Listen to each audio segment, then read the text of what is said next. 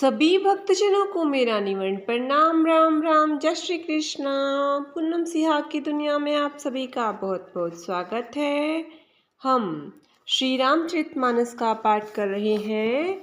कल हमने 27वें विश्राम तक की कथा में श्रवण किया कि राम जी रावण का वध करते हैं, विभीषण का राजतिलक होता है, सीता जी अग्नि परीक्षा देती है, श्री राम जी, सीता जी, लक्ष्मण जी, विभीषण जी, हनुमान जी, सुग्रीव जी और प्रमुख वानर के सेना और सेनापति सभी विमान पर बैठकर अयोध्या के लिए चल पड़ते हैं।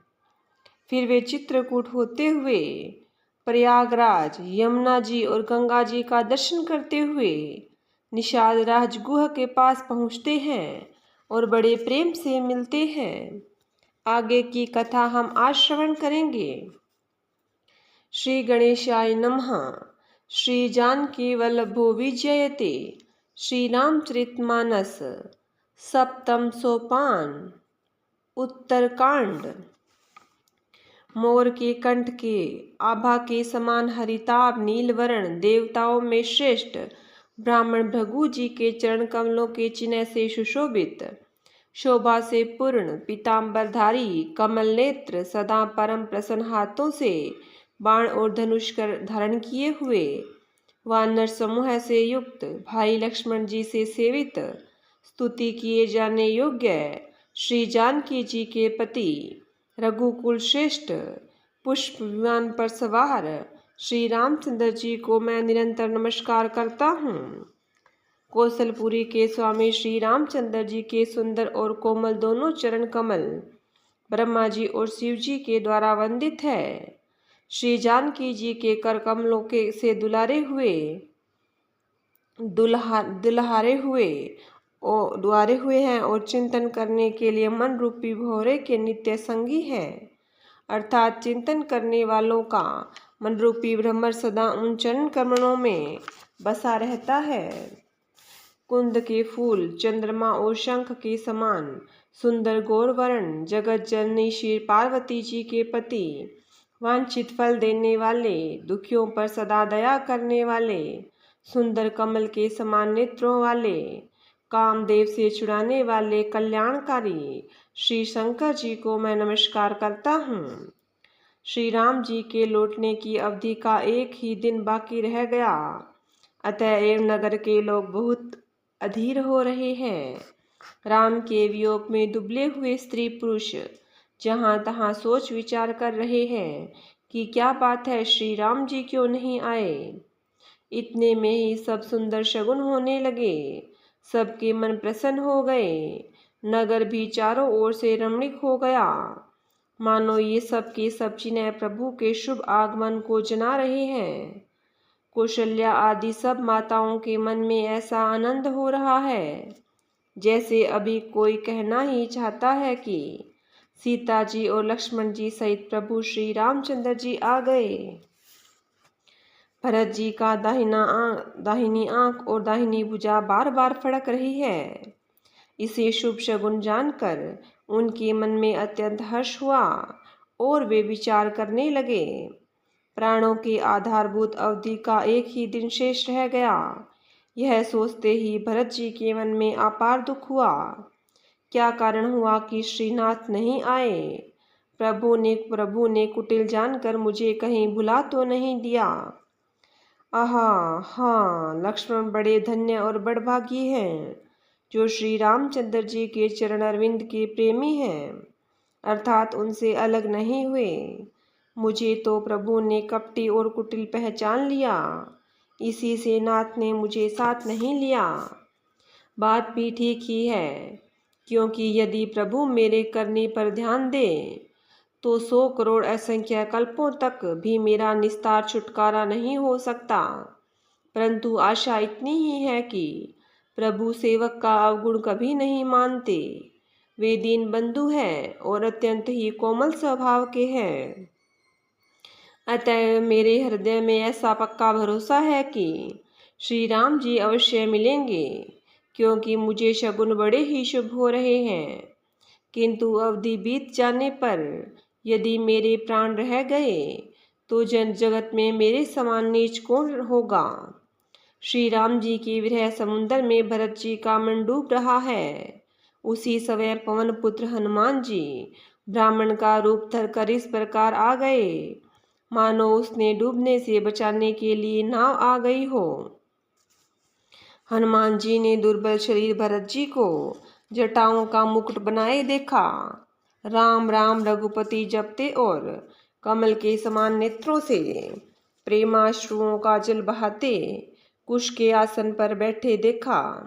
उन्हें देखते ही हनुमान जी अत्यंत हर्षित हुए। उनका शरीर पुलकित हो गया, नेत्रों से प्रेमाश्रुओं का जल बहने लगा। मन में बहुत प्रकार से सुख मानकर वे कानों के लिए अमृत के समान वाणी बोले। जिनके विरह में आप दिन रात सोच करते हैं और जिनके गुण समूहों की पंक्तियों को आप निरंतर रटते रहते हैं, वे ही रघुकुल के तिलक, सज्जनों को सुख देने वाले और देवताओं तथा मुनियों के रक्षक श्री राम जी सकुशल आ गए हैं। शत्रु को रण में जीतकर सीता जी और लक्ष्मण जी सहित प्रभु आ रहे हैं। देवता उनका सुंदर यश गा रहे हैं। ये वचन सुनते ही भरत जी को सारे दुख भूल गए।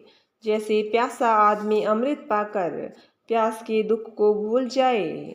भरत जी ने पूछा, हे तात, तुम कौन हो और कहाँ से आए हो, जो तुमने मुझको ये परम प्रिय अत्यंत आनंद देने वाले वचन सुनाए। हनुमान जी ने कहा, है कृपा निधान सुनिए। मैं पवन का पुत्र और जाति का वानर हूँ। मेरा नाम हनुमान है। मैं दीनों के बंधु श्री राम जी का दास हूँ। यह सुनते ही भरत जी उठकर आदर पूर्वक हनुमान जी से गले लगकर मिले। मिलते समय प्रेम हृदय में नहीं समाता। नेत्रों में आनंद और प्रेम के आंसुओं का जल बहने लगा और शरीर पुलकित हो गया। भरत जी ने कहा, हे हनुमान, तुम्हारे दर्शन से मेरे समस्त दुख समाप्त हो गए, दुखों का अंत हो गया। तुम्हारे रूप में आज मुझे प्यारे राम जी ही मिल गए। भरत जी ने बार बार कुशल पूछी और कहा, हे भाई सुनो, इस शुभ संवाद के बदले मैं तुम्हें क्या दूं? इस संदेश के समान इसके बदले में देने लायक पदार्थ में कुछ भी नहीं है। मैंने यह विचार करके देख लिया, इसलिए हे तात, मैं तुमसे किसी प्रकार का ऋण भी नहीं हो सकता। अब मुझे प्रभु का चरित्र सुनाओ। तब हनुमान जी ने भरत जी के चरणों में मस्तक नवाकर श्री रघुनाथ जी की सारी गुण गाथा कही। भरत जी ने पूछा, हे हनुमान, कहो कृपालु स्वामी श्री रामचंद्र जी कभी मुझे अपने दास की तरह याद भी करते हैं? रघुवंश के भूषण श्री राम जी क्या कभी अपने दास की भांति मेरा स्मरण करते हैं? भरत जी के अत्यंत नम्र वचन सुनकर हनुमान जी पुलकित शरीर होकर उनके चरणों में गिर पड़े और मन में विचारने लगे कि जो चराचर के स्वामी हैं, वे श्री रघुवीर अपने श्रीमुख से जिनके गुण समूहों का वर्णन करते हैं, वे भरत जी ऐसे विनम्र, परम पवित्र और सद्गुणों के समुद्र क्यों न हो। हनुमान जी ने कहा, हे नाथ, आप श्री राम जी को प्राणों के समान प्रिय हैं। हे तात, मेरा वचन सत्य है। यह सुनकर भरत जी बार बार मिलते हैं, हृदय में हर्ष समाता नहीं है। फिर भरत जी के चरणों में सिर नवाकर हनुमान जी तुरंत ही श्री राम जी के पास लौट गए और जाकर उन्होंने सब कुशल कही। तब प्रभु हर्षित होकर विमान पर चढ़कर चले। इधर भरत जी भी हर्षित होकर अयोध्यापुरी में आए और उन्होंने गुरु जी को सब समाचार सुनाया। फिर राजमहल में खबर जनाई कि श्री रघुनाथ जी कुशल पूर्वक नगर में आ रहे हैं। खबर सुनते ही सब माताएं उठ दौड़ी। भरत जी ने प्रभु की कुशल कहकर सबको समझाया। नगर निवासियों ने यह समाचार पाया तो स्त्री पुरुष सभी हर्षित होकर दौड़े। श्री राम जी के स्वागत के लिए दही, दूध, गोरोचन, फल फूल और मंगल के मूल, नवीन तुलसी दल आदि वस्तुएं सोने के थालों में भर भर कर हथनी की सी चाल वाली सौभाग्यवती स्त्रियां उन्हें लेकर गाती हुई चली। जो जैसे जहाँ जिस दशा में है वे वैसे ही वहीं उसी दशा में उठ दौड़ते हैं। देर हो जाने के डर से बालकों और बूढ़ों को कोई साथ नहीं लेते। एक दूसरे से पूछते हैं, भाई तुमने दयालु श्री रघुनाथ जी को देखा है? प्रभु को आते जानकर अवधपुरी संपूर्ण शोभाओं की खान हो गई। तीनों प्रकार की सुंदर वायु बहने लगी। सरयू जी अति निर्मल जल वाली हो गई, अर्थात सरयू जी का जल अत्यंत निर्मल हो गया। गुरु वशिष्ठ जी, कुटुंबी, छोटे भाई शत्रुघ्न और ब्राह्मणों के समूह के साथ हर्षित होकर भरत जी अत्यंत प्रेम पूर्ण मन से कृपा धाम श्री राम जी के सामने अर्थात उनकी अगवानी के लिए चले। बहुत सी स्त्रियां अट्टारियों पर चढ़कर आकाश में विमान देख रही हैं और उसे देखकर हर्षित होकर मीठे स्वर से सुंदर मंगल गीत गा रही है। श्री रघुनाथ जी पूर्णिमा के चंद्रमा हैं तथा अवधपुर समुद्र है, जो उस पूर्ण चंद्र को देखकर हर्षित हो रहा है और शोर करता हुआ बढ़ रहा है। इधर उधर दौड़ती हुई स्त्रियां उसकी तरंगों के समान लगती है। यहाँ विमान पर से सूर्य कुल रूपी कमल के प्रफुल्लित करने वाले सूर्य श्री राम जी वानरों को मनोहर नगर दिखला रहे हैं। वे कहते हैं, हे सुग्रीव, हे अंगद, हे लंकापति विभीषण, सुनो, यह पुरी पवित्र और यह देश सुंदर है। यद्यपि सबने बैकुंठ की बड़ाई की है, वह वेद पुराणों में प्रसिद्ध है और जगत जानता है, परंतु अवधपुरी के समान मुझे वह भी प्रिय नहीं है। यह बात कोई कोई विरले ही जानते हैं। यह सुहावनी पुरी मेरी जन्मभूमि है। इसके उत्तर दिशा में जीवों को पवित्र करने वाली सरयू नदी बहती है, जिसमें स्नान करने से मनुष्य बिना ही परिश्रम मेरे समीप मुक्ति पा जाते हैं।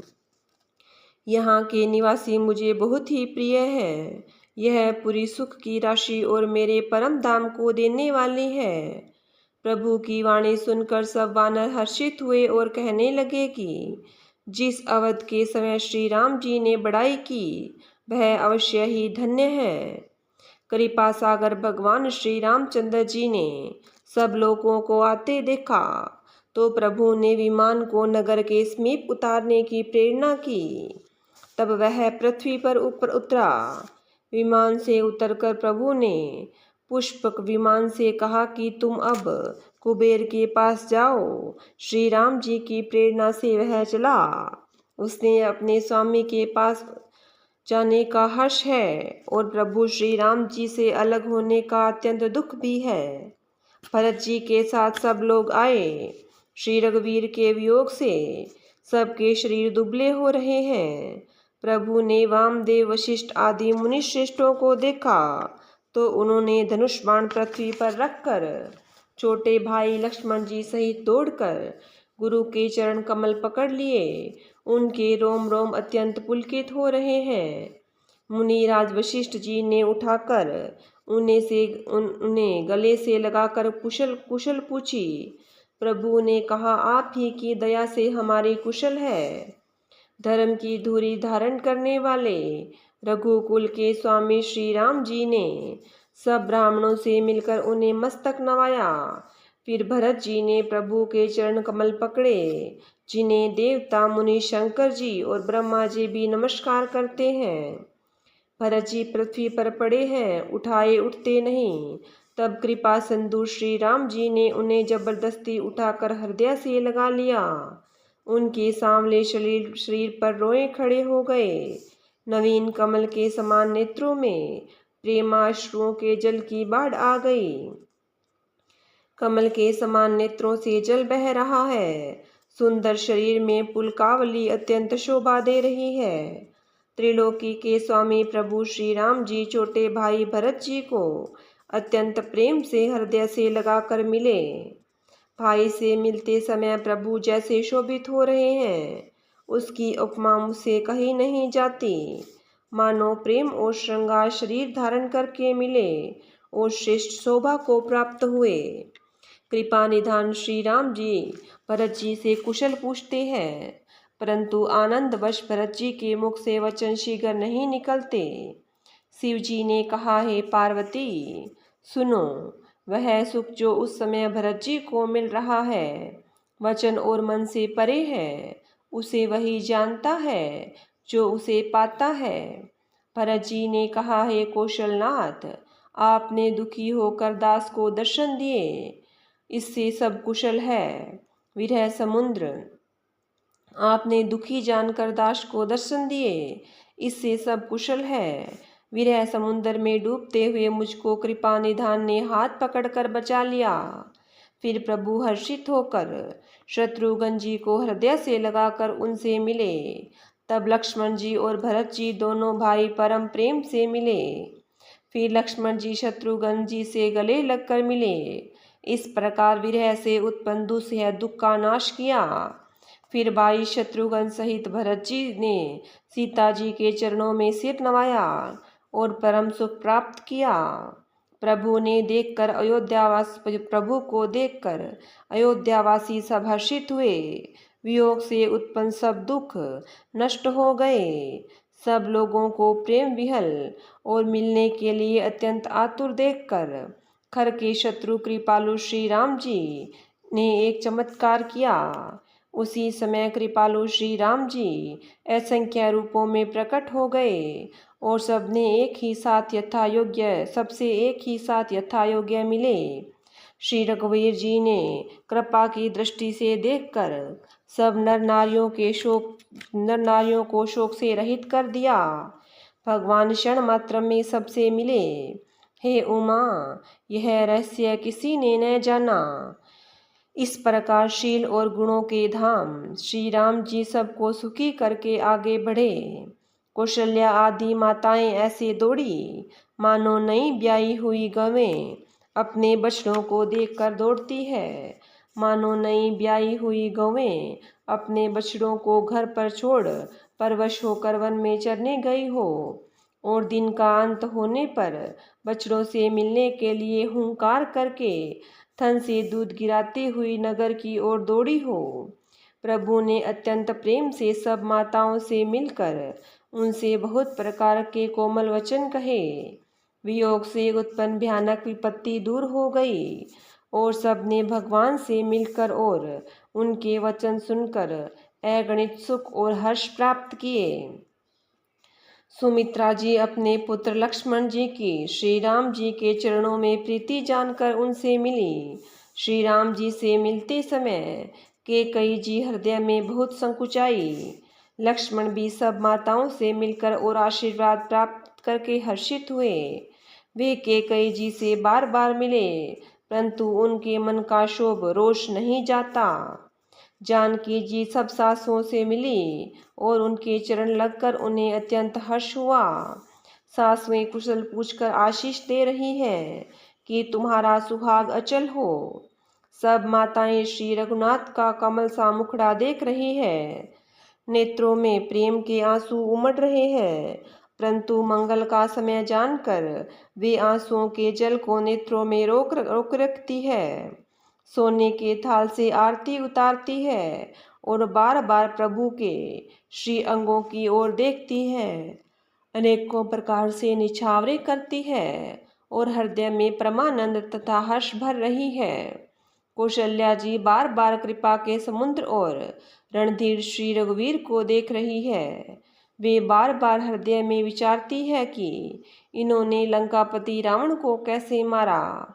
मेरे ये दोनों बच्चे बड़े ही सुकुमार हैं और राक्षस तो बड़े भारी योद्धा और महान बली थे। लक्ष्मण जी और सीता जी प्रभु श्री रामचंद्र जी को माता देख रही है। उनका मन परमानंद में मग्न है और शरीर बार बार पुलकित हो रहा है। लंकापति विभीषण, वानरराज सुग्रीव, नल, नील, जामवान और अंगद तथा हनुमान जी आदि सभी उत्तम स्वभाव वाले वीर वानरों ने मनुष्यों के मनोहर शरीर धारण कर लिए हैं। वे सब भरत जी के प्रेम, सुंदर स्वभाव, त्याग के व्रत और नियमों की अत्यंत प्रेम से आदरपूर्वक बड़ाई कर रहे हैं और नगर निवासियों की प्रेमशील और विनय से पूर्ण रीति देखकर वे सब प्रभु के चरणों में उनके प्रेम की सराहना कर रहे हैं। फिर श्री रघुनाथ जी ने सब सखाओं को बुलाया और सबको सिखाया कि मुनि के चरणों में लगो। वे गुरु वशिष्ठ जी हमारे कुल के पूज्य हैं। इनकी कृपा से रण में राक्षस मारे गए हैं। फिर गुरु जी से कहा, हे मुनि सुनिए, ये सब मेरे सखा है। ये संग्राम रूपी समुद्र में मेरे लिए बड़े जहाज के समान हुए। मेरे हित के लिए इन्होंने अपने जन्म तक हार दिए, अपने प्राणों तक को होम दिया। ये मुझे भरत से भी अधिक प्रिय है।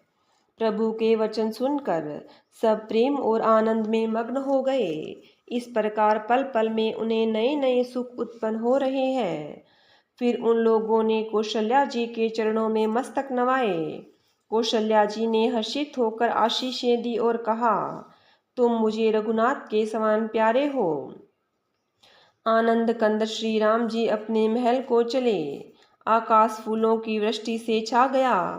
नगर के स्त्री पुरुषों के समूह अट्टारियों पर चढ़कर उनके दर्शन कर रहे हैं। सोने के कलशों में विचित्र रीति से मणिरत्न आदि से अलंकृत कर और सजाकर सब लोगों ने अपने अपने दरवाजों पर रख लिया। सब लोगों ने मंगल के लिए बंधनवार ध्वजा और पताकाएं लगाई। सारी गलियां सुगंधित द्रवों से सिंची गई। गजमुक्ताओं से रचकर बहुत से चौके पुराई गई। अनेकों प्रकार के सुंदर मंगल साज सजाए गए और हर्षपूर्वक नगर में बहुत से डंके बजने लगे। स्त्रियां जहां तहां निछावर कर रही है और हृदय में हर्षित होकर आशीर्वाद देती है। बहुत सी युवती सौभाग्यवती स्त्री सोने के थालों में अनेक प्रकार की आरती सजाकर मंगल गान कर रही है।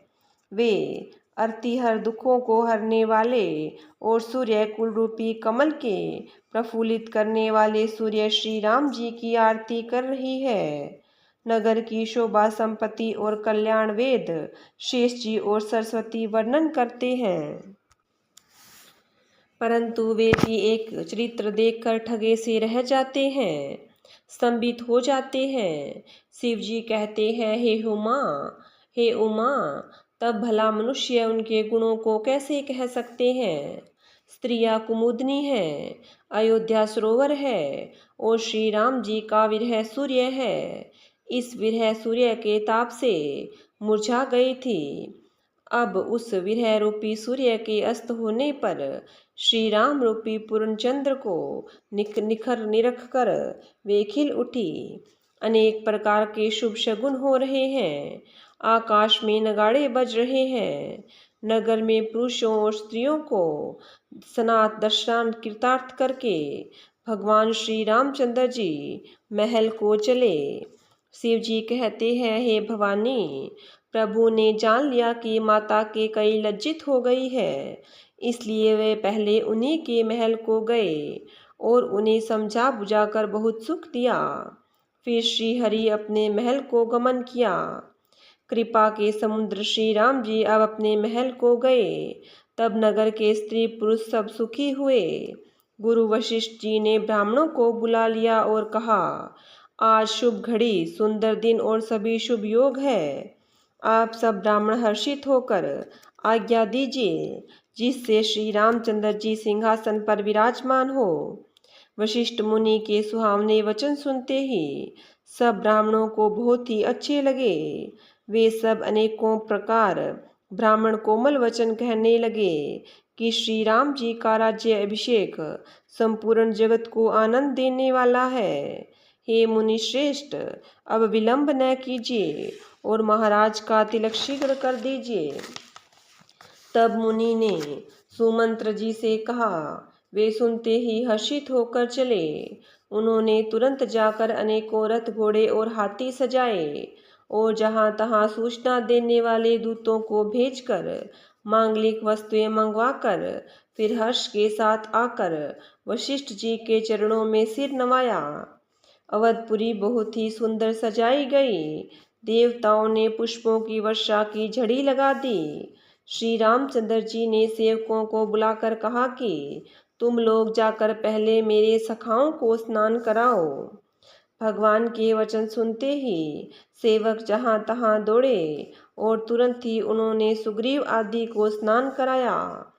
फिर करुणा निधान श्री राम जी ने भरत जी को बुलाया और उनकी जटाओं को अपने हाथों से सुलझाया। तदंतर भक्त वत्सल कृपालु प्रभु श्री रघुनाथ जी ने तीनों भाइयों को स्नान कराया। भरत जी का भाग्य और प्रभु की कोमलता का वर्णन अरबोशेष जी भी नहीं कर सकते। फिर श्री राम जी ने अपनी जटाएं खोली और गुरु जी की आज्ञा मांगकर स्नान किया। स्नान करके प्रभु ने आभूषण धारण किए। उनके सुशोभित अंगों को देखकर सैकड़ों कामदेव भी लजा गए। इधर सासुओं ने जानकी को आदर के साथ तुरंत ही स्नान करा के उसके अंग अंग में दिव्य वस्त्र और श्रेष्ठ आभूषण सजा दिए। श्री राम के बाईं ओर रूप और गुणों की खान रमा जानकी जी शोभित हो रही है। उन्हें देखकर सब माताएं अपना जीवन सफल समझकर हर्षित हुई। काकभुशुंडी जी कहते हैं, हे पक्षीराज गरुड़, सुनिए। उस समय ब्रह्मा जी, शिव जी और मुनियों के समूह तथा विमानों पर चढ़कर सब देवता आनंद कंद भगवान के दर्शन करने के लिए आए। प्रभु को देखकर मुनि वशिष्ठ जी के मन में प्रेम भर आया। उन्होंने तुरंत ही दिव्य सिंहासन मंगवाया जिसका तेज सूर्य के समान था। उसका सौंदर्य वर्णन नहीं किया जा सकता। ब्राह्मणों को सिर नवाकर श्री रामचंद्र जी उस पर विराज गए। श्री जानकी जी सहित श्री रघुनाथ जी को देखकर मुनियों का समुदाय अत्यंत ही हर्षित हुआ। तब ब्राह्मणों ने वेद मंत्रों का उच्चारण किया। आकाश में देवता और मुनि जय हो ऐसी पुकार करने लगे। सबसे पहले मुनि वशिष्ठ जी ने तिलक किया। फिर उन्होंने सब ब्राह्मणों को तिलक करने की आज्ञा दी। पुत्र को राज सिंहासन पर देखकर माताएं हर्षित हुई और उन्होंने बार बार आरती उतारी। उन्होंने ब्राह्मणों को अनेकों प्रकार के दान दिए और संपूर्ण याचकों को अयाचक बना दिया, माला माल कर दिया। त्रिभुवन के स्वामी श्री रामचंद्र जी को अयोध्या के सिंहासन पर विराजित देखकर देवताओं ने नगाड़े बजाए। आकाश में बहुत से नगाड़े बज रहे हैं। गंधर्व और किन्नर गा रहे हैं। अप्सराओं के झुंड नाच रहे हैं। देवता और मुनि परमानंद प्राप्त कर रहे हैं। भरत, लक्ष्मण और शत्रुघ्न जी, विभीषण, अंगद, हनुमान और सुग्रीव आदि सहित कर्मशः छत्र, चंवर, पंखा, धनुष, तलवार, ढाल और शक्ति लिए हुए सुशोभित है। श्री सीता जी सहित सूर्यवंश के विभूषण श्री राम जी के शरीर में अनेकों कामदेवों की छवि शोभा दे रही है। नवीन जलयुक्त मेघों के समान सुंदर श्याम शरीर पर पीतांबर देवताओं के मन को भी मोहित कर रहा है। मुकुट, बाजूबंद आदि विचित्र आभूषण अंग अंग में सजे हुए हैं। कमल के समान नेत्र है, चौड़ी छाती है और लंबी भुजाएं हैं। जो उनके दर्शन करते हैं वे मनुष्य धन्य हैं। हे पक्षीराज गरुड़ जी, वह शोभा, वह समाज और वह सुख मुझसे कहते नहीं बनता। सरस्वती जी, शेष जी और वेद निरंतर उसका वर्णन करते हैं और उसका रस आनंद महादेव जी ही जानते हैं।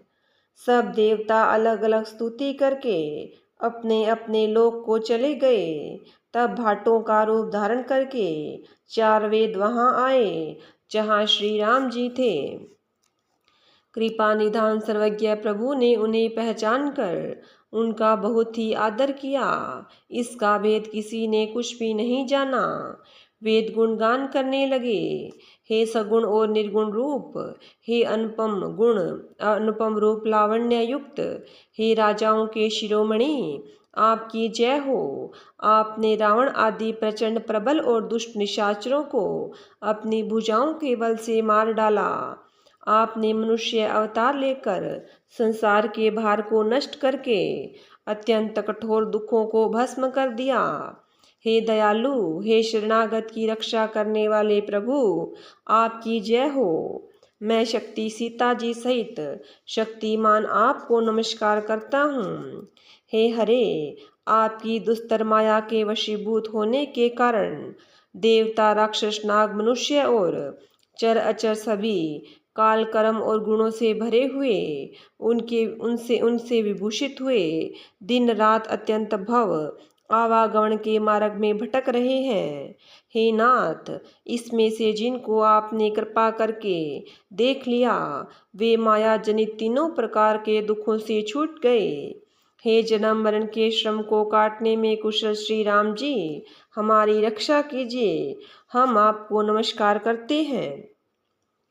जिन्होंने मिथ्या ज्ञान के अभिमान में विशेष रूप से मतवाले होकर जन्म मृत्यु के भय को हरने वाली आपकी भक्ति का आदर नहीं किया, हे हरि, उन्हें देव दुर्लभ देवताओं को भी बड़ी कठिनता से प्राप्त होने वाले ब्रह्मा आदि के पद को पाकर भी हम उस पद से नीचे गिरते देखते हैं।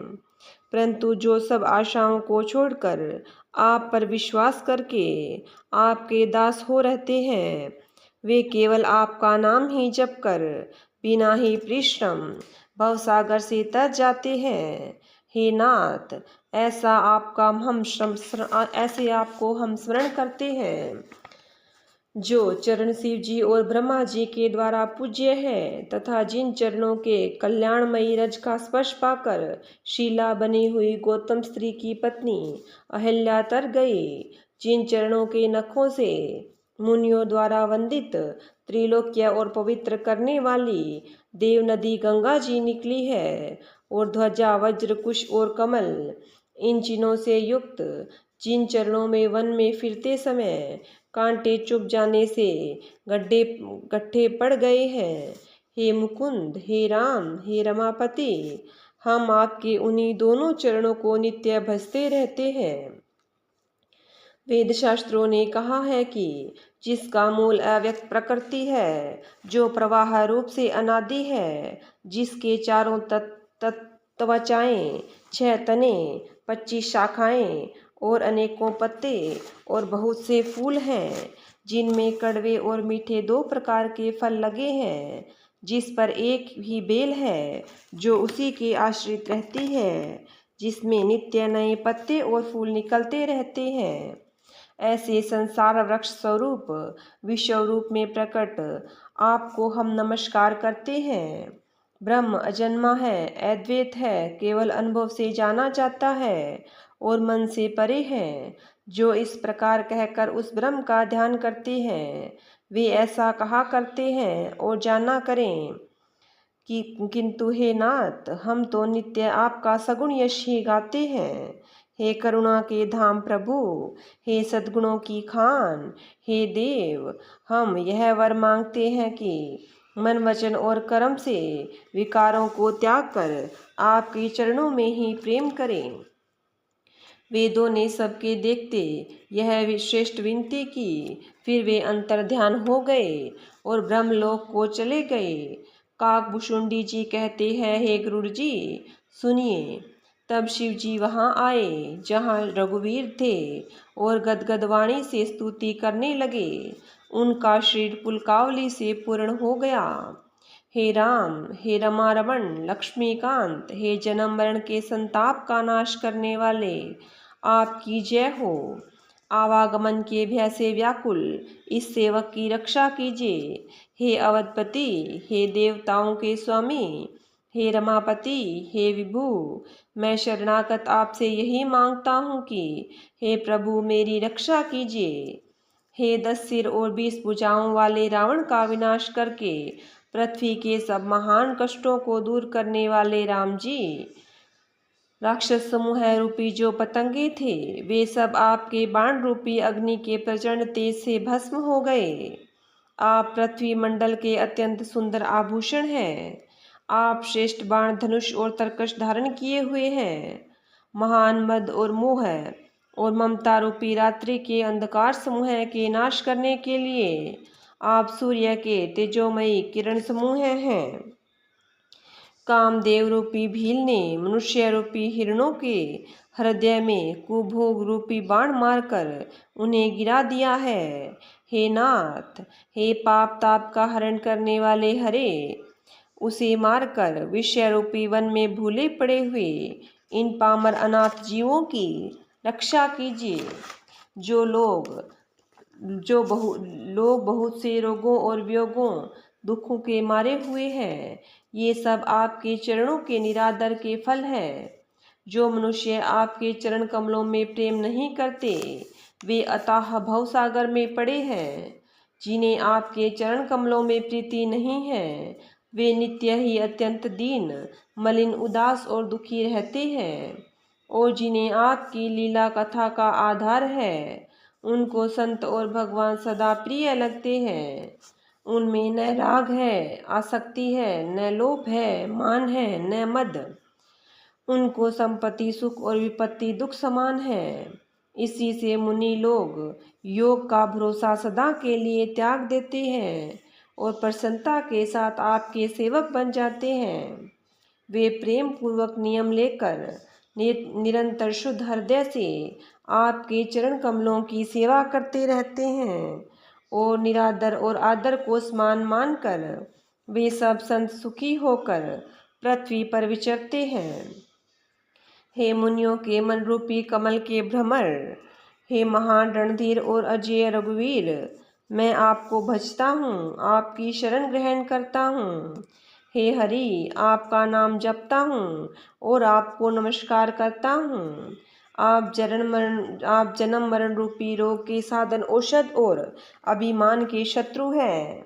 आप गुणशील और कृपा के परम स्थान हैं। आप लक्ष्मीपति हैं। मैं आपको निरंतर प्रणाम करता हूँ। हे रघुनंदन, आप जन्म मरण, सुख दुख, राग द्वेष आदि द्वंद्व समूहों का नाश कीजिए। हे पृथ्वी की पालना करने वाले राजन, इन दीन जानकी की ओर भी दृष्टि डालिए। मैं आपसे बार बार यही वरदान मांगता हूँ कि मुझे आपके चरण कमलों की अचल भक्ति और आपके भक्तों का सत्संग सदा प्राप्त हो। हे लक्ष्मीपते, हर्षित होकर मुझे यही दीजिए। श्री रामचंद्र जी के गुणों का वर्णन करके उमापति महादेव जी हर्षित होकर कैलाश को चले गए। तब प्रभु ने वानरों को सब प्रकार से सुख देने वाले डेरे दिखलाए। हे गुरु जी, सुनिए, यह कथा सबको पवित्र करने वाली है। देहिक, देविक, भौतिक तीनों प्रकार के तापों का और जन्म मृत्यु के भय का नाश करने वाली है।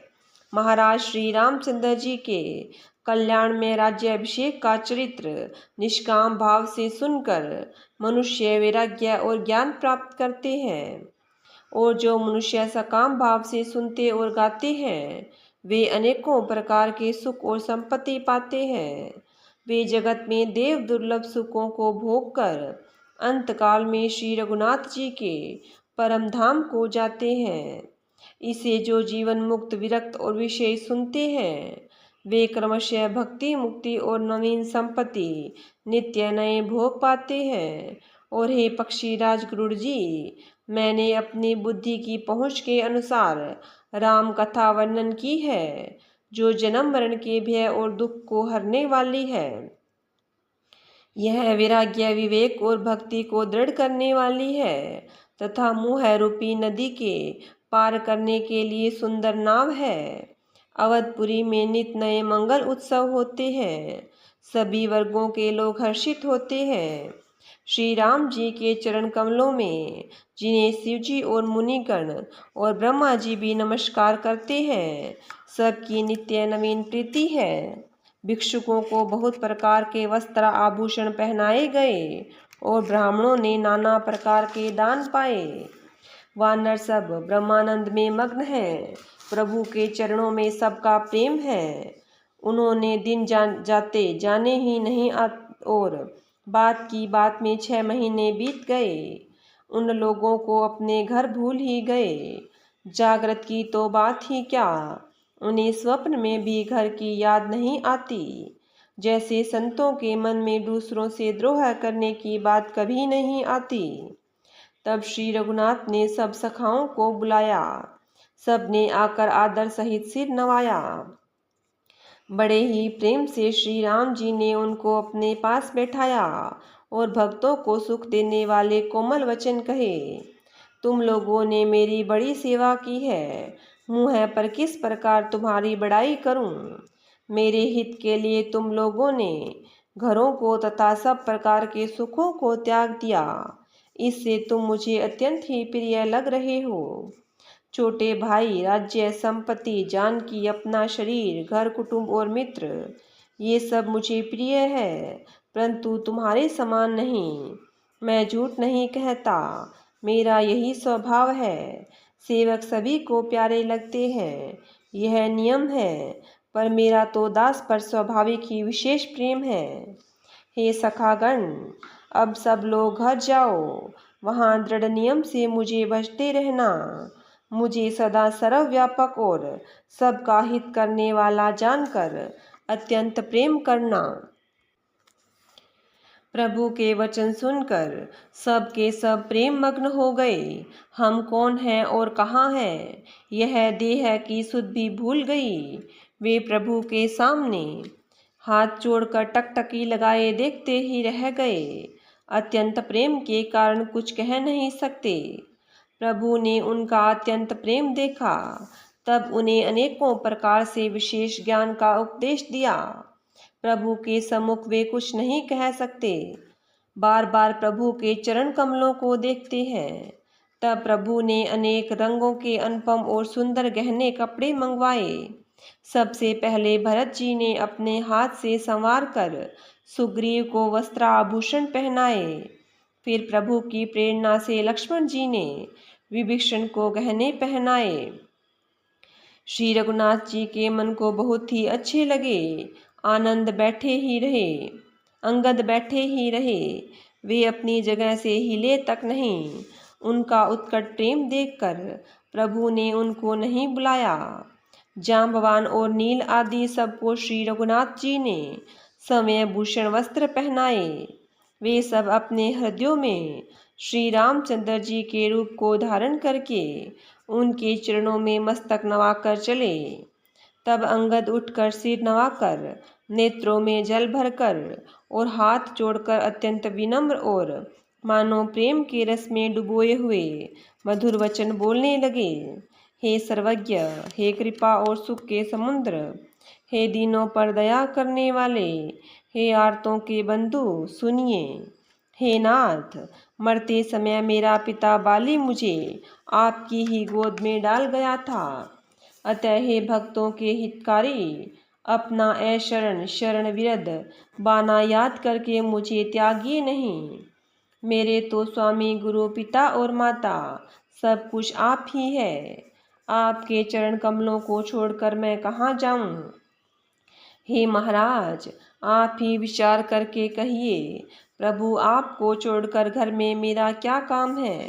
हे नाथ, इस ज्ञान बुद्धि और बल से हीन बालक तथा दीन सेवक को शरण में रखिए। मैं घर की सब नीची से नीची सेवा करूँगा और आपके चरण कमलों को देख देख कर भवसागर से तर जाऊँगा।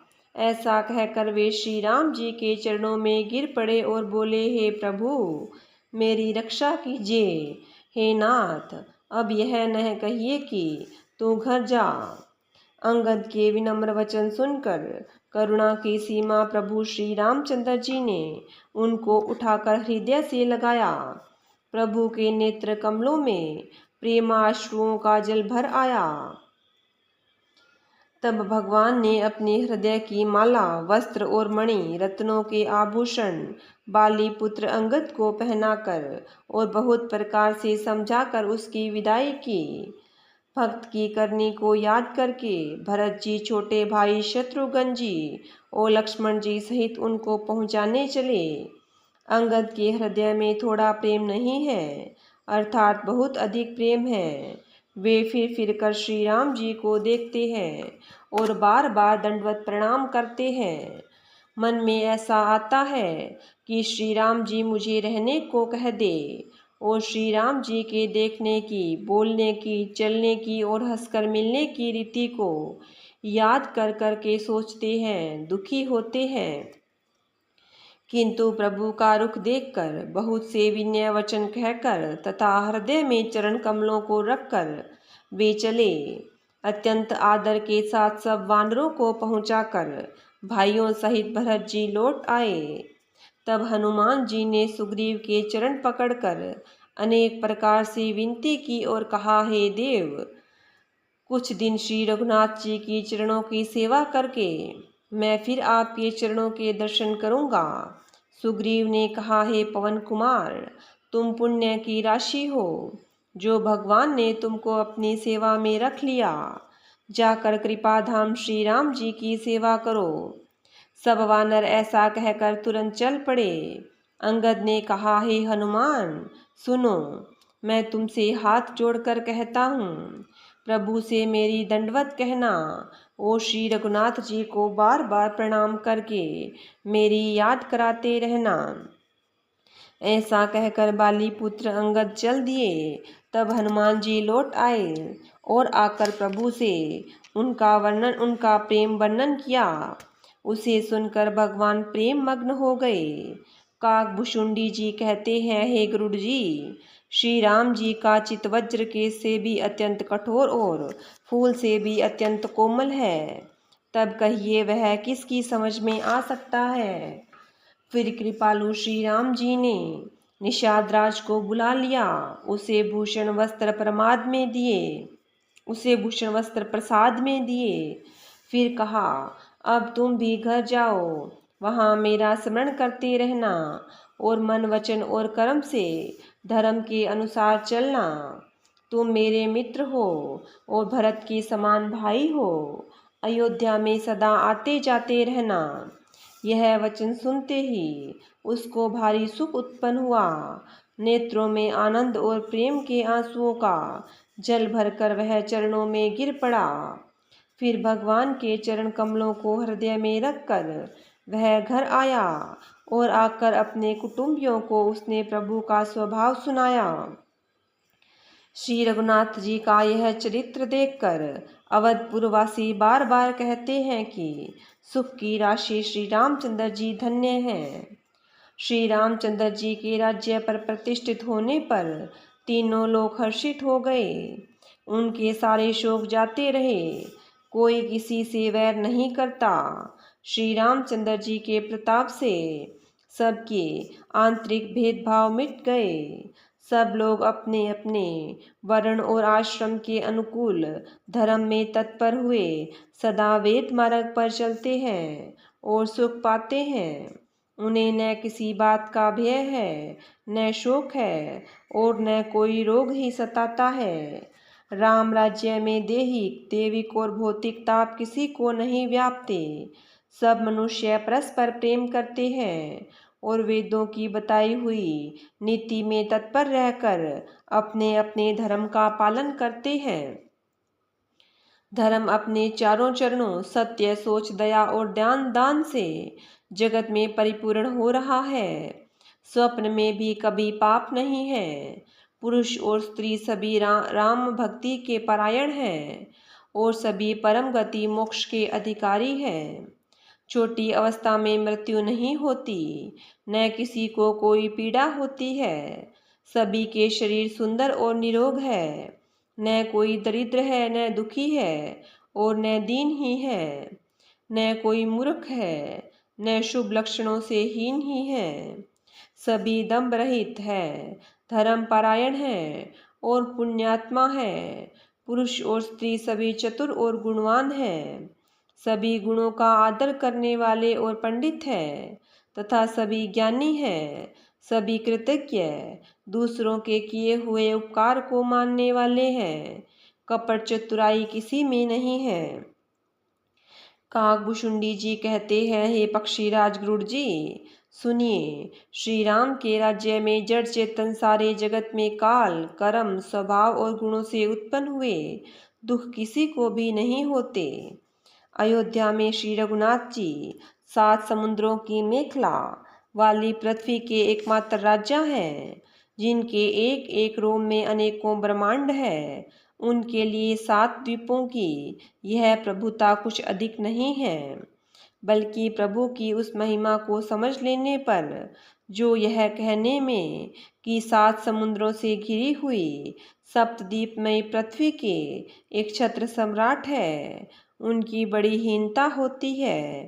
परंतु हे गुरु जी, जिन्होंने वह महिमा जान भी ली है, वे भी फिर इस लीला में बड़ा प्रेम मानते हैं, क्योंकि उस महिमा को भी जानने का फल यह लीला, इस लीला का अनुभव ही है। इंद्रियों का दमन करने वाले श्रेष्ठ महामुनि ऐसा कहते हैं। राम राज्य की सुख संपत्ति का वर्णन शेष जी और सरस्वती जी भी नहीं कर सकते। सभी नर नारी उदार है, सभी परोपकारी है और सभी ब्राह्मणों के चरणों के सेवक है। सभी पुरुष मात्र एक पत्नी व्रती हैं।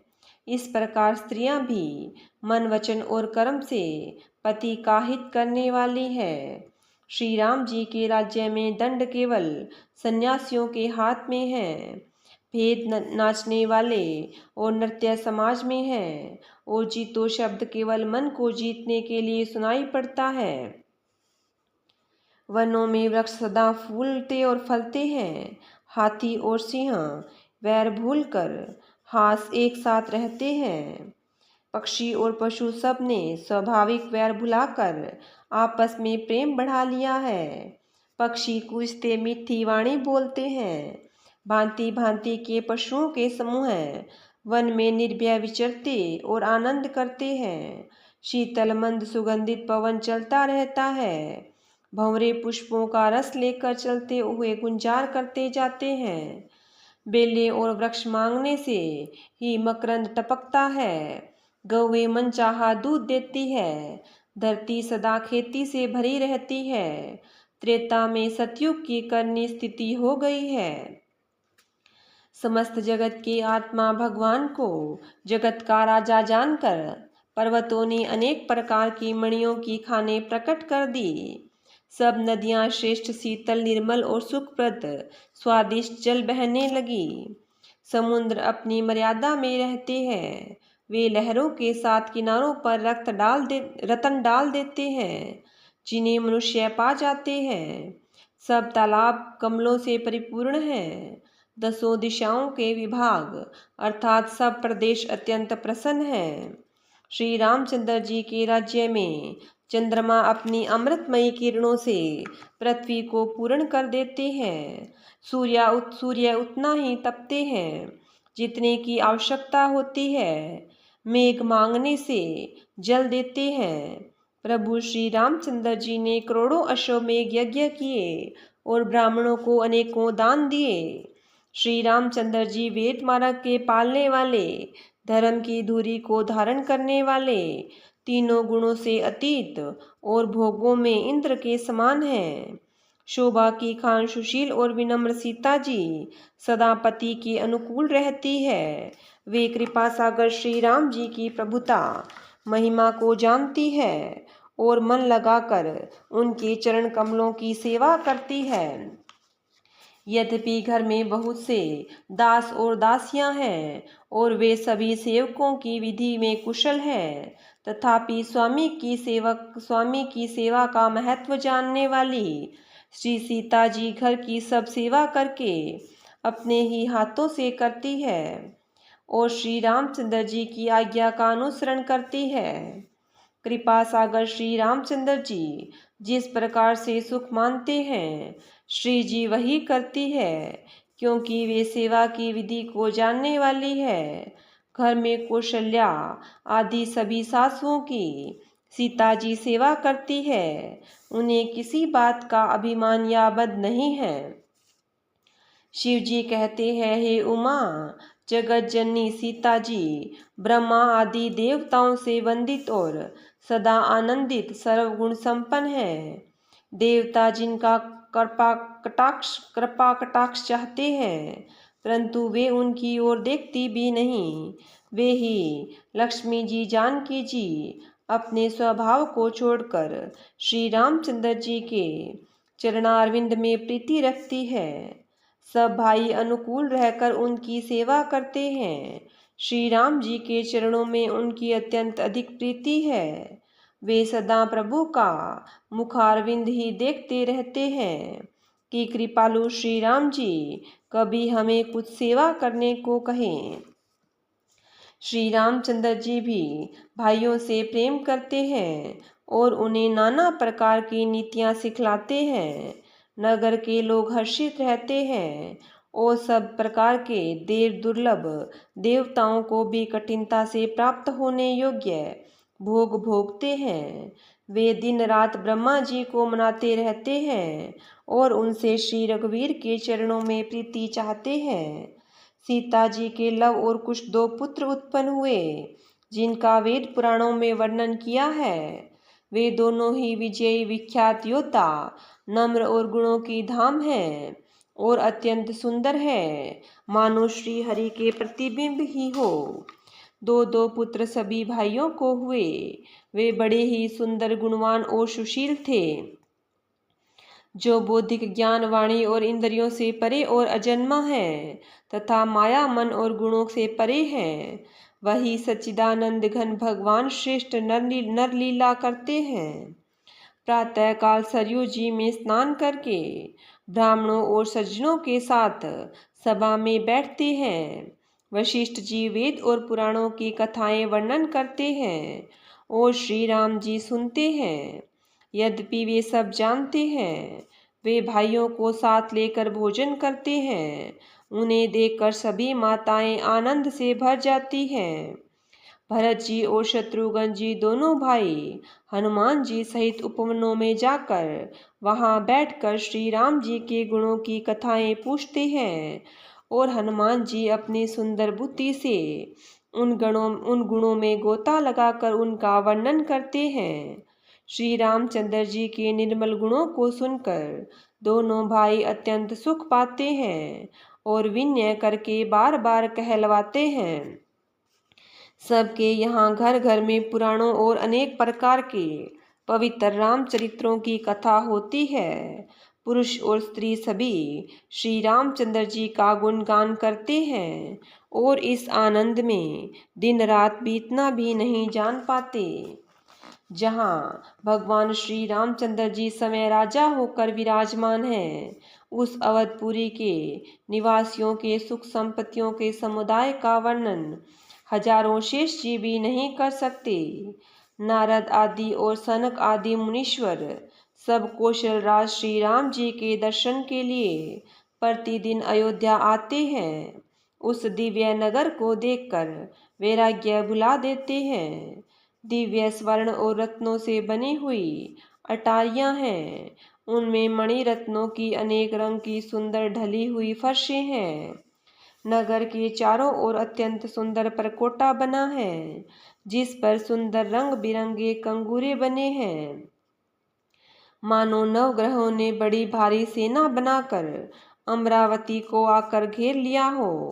पृथ्वी सड़कों पर अनेकों रंग रत्नों से गच्छ बनाई ढाली गई है, जिसे देखकर श्रेष्ठ मुनियों के भी मन नाच उठते हैं।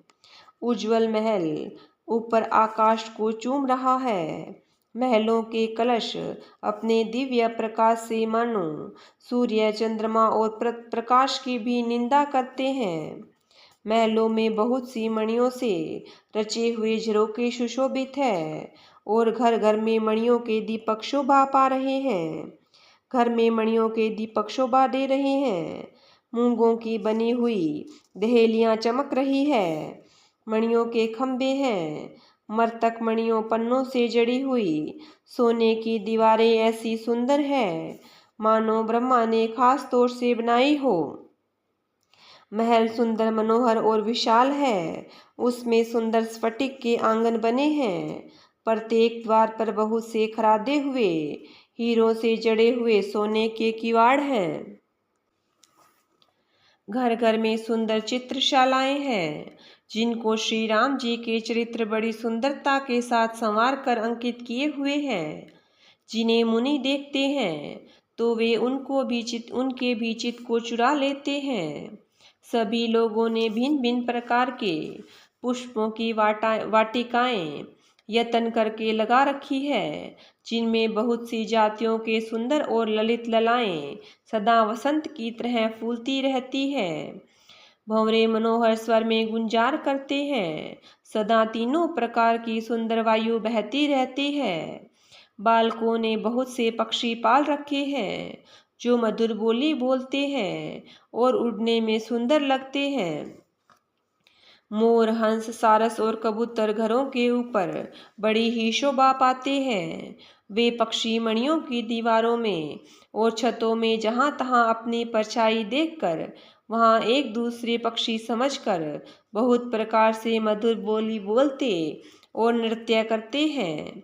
बालक तोता मैना को पढ़ाते हैं कि कहो राम रघुपति जनपालक। राजद्वार सब प्रकार से सुंदर है, गलियां चौराहे और बाजार सभी सुंदर है। सुंदर बाजार है जो वर्णन करते नहीं बनता, वहाँ वस्तुएं बिना ही मूल्य मिलती है। जहाँ समय लक्ष्मीपति राजा हो, वहाँ की संपत्ति का वर्णन कैसे किया जाए। कपड़े का व्यापार करने वाले, रुपये का व्यापार देन लेन करने वाले और व्यापारी बैठे हुए ऐसे जान पड़ते हैं मानो अनेक कुबेर हो। स्त्री पुरुष बच्चे और बूढ़े जो भी हैं, सभी सुखी सदाचारी और सुंदर है। नगर की उत्तर दिशा में सरयू जी बह रही है, जिनका जल निर्मल और गहरा है। मनोहर घाट बंधे हुए हैं, किनारों पर जरा भी कीचड़ नहीं है। अलग कुछ दूरी पर वह सुंदर घाट है, जहाँ घोड़ों और हाथियों के ठठ जल पिया करते हैं। पानी भरने के लिए बहुत से जनाने घाट है, जो बड़े ही मनोहर है। वहाँ पुरुष स्नान नहीं करते। राजघाट सब प्रकार से सुंदर और श्रेष्ठ है, जहाँ चारों वर्णों के पुरुष स्नान करते हैं। सरयू जी के किनारे किनारे देवताओं के मंदिर है, जिनके चारों ओर सुंदर उपवन बगीचे हैं। नदी के किनारे कहीं कहीं विरक्त और ज्ञान पारायण मुनि और सन्यासी निवास करते हैं। सरयू जी के किनारे किनारे सुंदर तुलसी जी के झुंड बहुत से पेड़ मुनियों ने लगा रखे हैं। नगर की शोभा तो कुछ कही नहीं जाती। नगर के बाहर भी परम सुंदरता है। श्री अयोध्यापुरी के दर्शन करते ही संपूर्ण पाप भाग जाते हैं। वहाँ वन उपवन बावलियाँ और तालाब सुशोभित है। अनुपम बावलियाँ, तालाब और मनोहर तथा विशाल कुएं शोभा दे रहे हैं, जिनकी सुंदर रत्नों की सीढ़ियाँ और निर्मल जल देखकर देवता और मुनि तक मोहित हो जाते हैं। तालाबों में अनेकों रंग के कमल खिल रहे हैं, अनेकों पक्षी कूज रहे हैं और भंवरे गुंजार कर रहे हैं। रमणीय बगीचे कोयल आदि पक्षियों के सुंदर बोली से मानो राह चलने वालों को बुला रहे हो। समय लक्ष्मीपति भगवान जहाँ राजा हो, उस नगर का कहीं वर्णन किया जा सकता है। अणिमा आदि 8 सिद्धियां और समस्त सुख संपत्तियां अयोध्या में छा रही है। लोग जहाँ तहाँ श्री रघुनाथ जी के गुण गाते हैं और बैठकर एक दूसरे को यही सीख देते हैं कि शरणागत का पालन करने वाले श्री राम जी को भजो। शोभाशील रूप और गुणों के धाम श्री रघुनाथ जी को भजो। कमल नयन और सांवले शरीर वालों को भजो। पलक जिस प्रकार नेत्रों की रक्षा करते हैं, उसी प्रकार अपने सेवकों की रक्षा करने वाले को भजो। सुंदर बाण धनुष और तरकश धारण करने वाले को भजो। संत रूपी कमल वन को खिलाने वाले के लिए सूर्य रूप रणधीर श्री राम जी को भजो। काल रूपी भयानक सर्प का भक्षण करने वाले श्री राम रूप गरुड़ जी को भजो। निष्काम भाव से प्रणाम करते ही ममता का नाश करने वाले श्री राम जी को भजो। लोभ मोह रूपी हिरणों के समूह का नाश करने वाले श्री राम रूप किरात को भजो। कामदेव रूपी हाथी के लिए सिंह रूप तथा सेवकों को सुख देने वाले श्री राम जी को भजो। संशय और शोक रूपी घने अंधकार के नाश करने वाले श्री राम रूप सूर्य को भजो। राक्षस रूपी घने वन को जलाने वाले श्री राम रूप अग्नि को भजो। जन्म मृत्यु के भय को नाश करने वाले श्री जानकी जी समेत श्री रघुवीर जी को क्यों नहीं भजते। बहुत सी वासना रूपी मच्छरों का नाश करने वाले श्री राम रूप बर्फ के ढेर को भजो। नित्य एक रस अजन्मा और अविनाशी श्री रघुनाथ जी को भजो। मुनियों को आनंद देने वाले, पृथ्वी का भार उतारने वाले और तुलसीदास के उदार दयालु स्वामी श्री राम जी को भजो। इस प्रकार नगर के स्त्री पुरुष श्री राम जी का गुणगान करते हैं और कृपा निधान श्री राम जी सदा सब पर अत्यंत प्रसन्न रहते हैं। काकभूषुंडी जी कहते हैं, हे पक्षीराज गरुड़ जी, जब से राम प्रताप रूपी अत्यंत प्रचंड सूर्य उदित हुआ, तब से तीनों लोकों में पूर्ण प्रकाश भर गया। इससे बहुत से सुख और बहुतों के मन में शोक हुआ। जिन जिन को शोक हुआ उन्हें मैं बखान कर कहता हूँ। सर्वत्र प्रकाश छा जाने से पहले तो अविद्या रूप रात्रि नष्ट हो गई। पाप रूपी उल्लू जहाँ तहाँ छिप गए और काम क्रोध रूपी कुमुद मुंद गए। भांति भांति के कर्म गुण और काल और स्वभाव ये चकोर हैं, जो राम प्रताप रूपी सूर्य के प्रकाश में कभी सूख नहीं पाते। मत्सर डाह मन मोह और मद रूपी जो चोर है, उनका हुनर कला भी किसी और नहीं चल पाता। धर्म रूपी तालाब में ज्ञान विज्ञान ये अनेकों प्रकार के कमल खिल उठे। सुख संतोष वैराग्य और विवेक ये अनेकों चकवे शोक रहित हो गए। यह श्री राम प्रताप रूपी सूर्य जिसके हृदय में जब प्रकाश करता है, तब जिनका वर्णन पीछे से किया गया है, वे धर्म ज्ञान विज्ञान सुख संतोष वैराग्य और विवेक बढ़ जाते हैं। जिनका वर्णन पहले किया गया है, वे अविद्या पाप काम क्रोध कर्म काल गुण स्वभाव आदि नाश को प्राप्त होते हैं, नष्ट हो जाते हैं। एक बार भाइयों सहित श्री रामचंद्र जी परम प्रिय हनुमान जी को साथ लेकर सुंदर उपवन देखने गए। वहाँ के सब वृक्ष फूले और फले हुए थे, पत्तों से युक्त थे। सुअवसर जानकर सनक आदि मुनि आए और तेज के पुंज सुंदर गुण और शील से युक्त तथा सदा ब्रह्मानंद में लवलीन रहते हैं। देखने को तो वे बालक लगते हैं, परंतु है बहुत समय के, मानो चारों वेद ही बालक रूप धारण किए हो। वे मुनि समदर्शी और भेद रहित हैं, दिशाएं ही उनके वस्त्र हैं। उनके एक ही व्यसन है कि जहाँ श्री रघुनाथ जी की चरित्र कथा होती है, वहाँ जाकर वे अवश्य इसे सुनते हैं।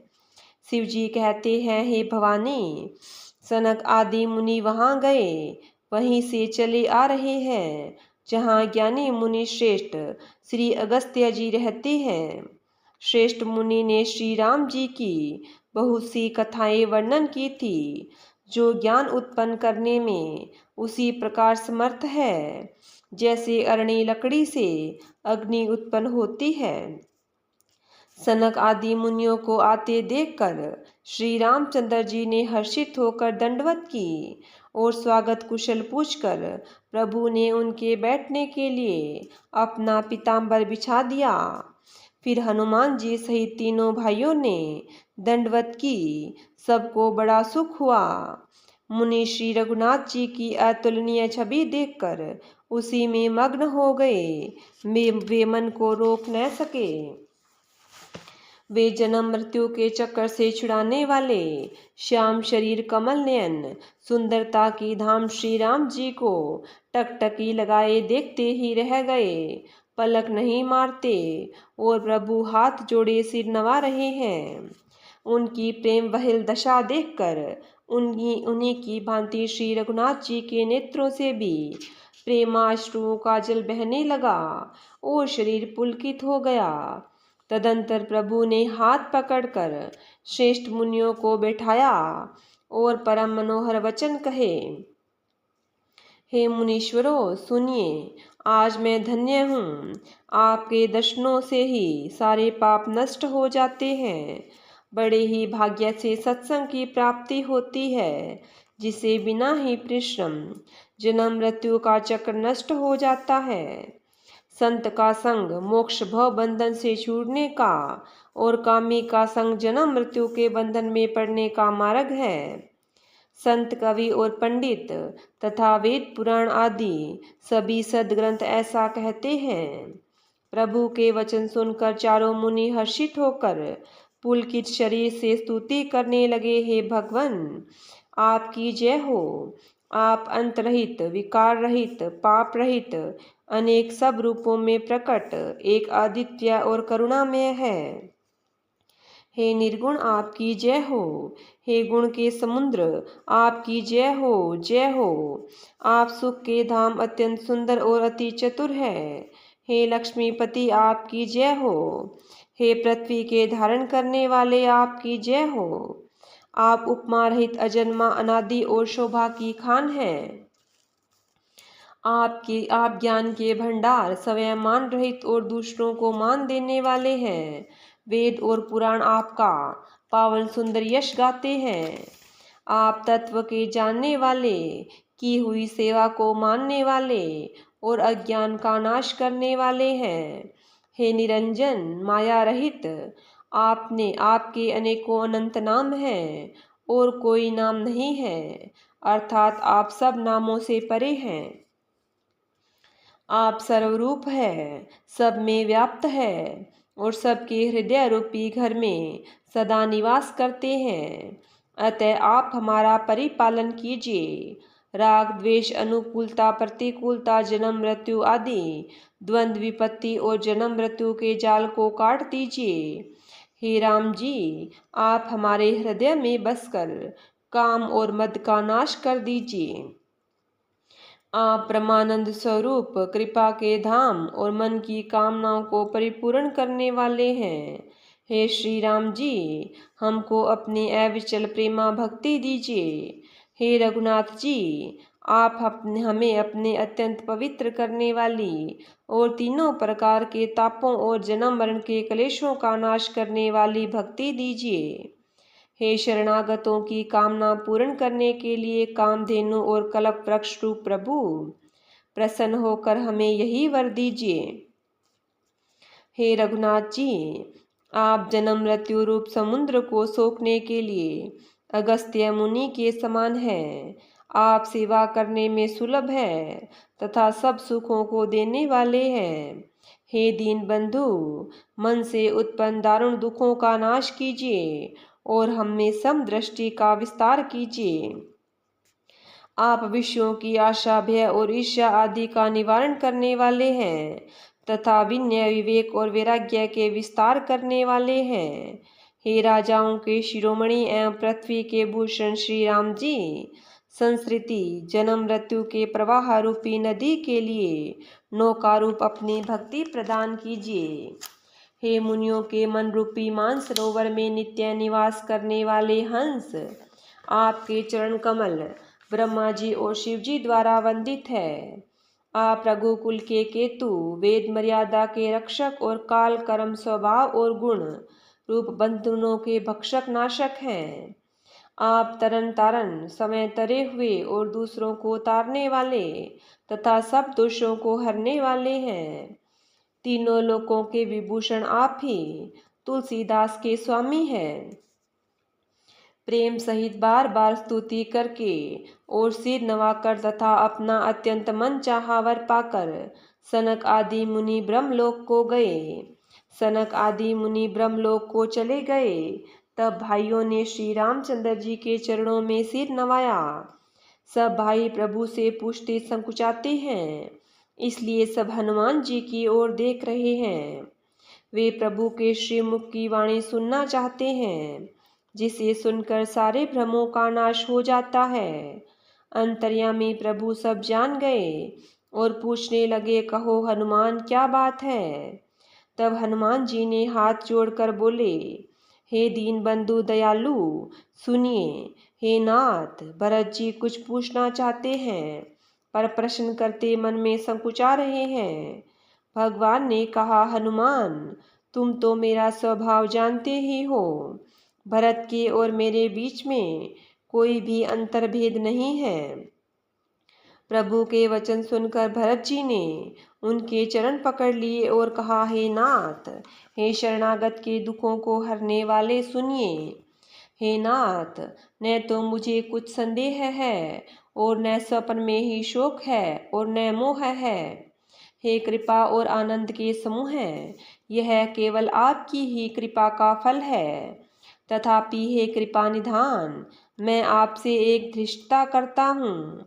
मैं सेवक हूँ और आप सेवक को सुख देने वाले हैं। इससे मेरी धृष्टता को क्षमा कीजिए और मेरे प्रश्न का उत्तर देकर सुख दीजिए। हे रघुनाथ जी, वेद पुराणों ने संतों की महिमा बहुत प्रकार से गाई है। आपने भी अपने श्रीमुख से उनकी बड़ाई की है और उन प्रभु आपका प्रेम भी बहुत है। उन पर आपका प्रेम भी बहुत है। हे प्रभु, मैं उनके लक्षण सुनना चाहता हूँ। आप कृपा के समुद्र हैं और गुण तथा ज्ञान में अत्यंत निपुण हैं।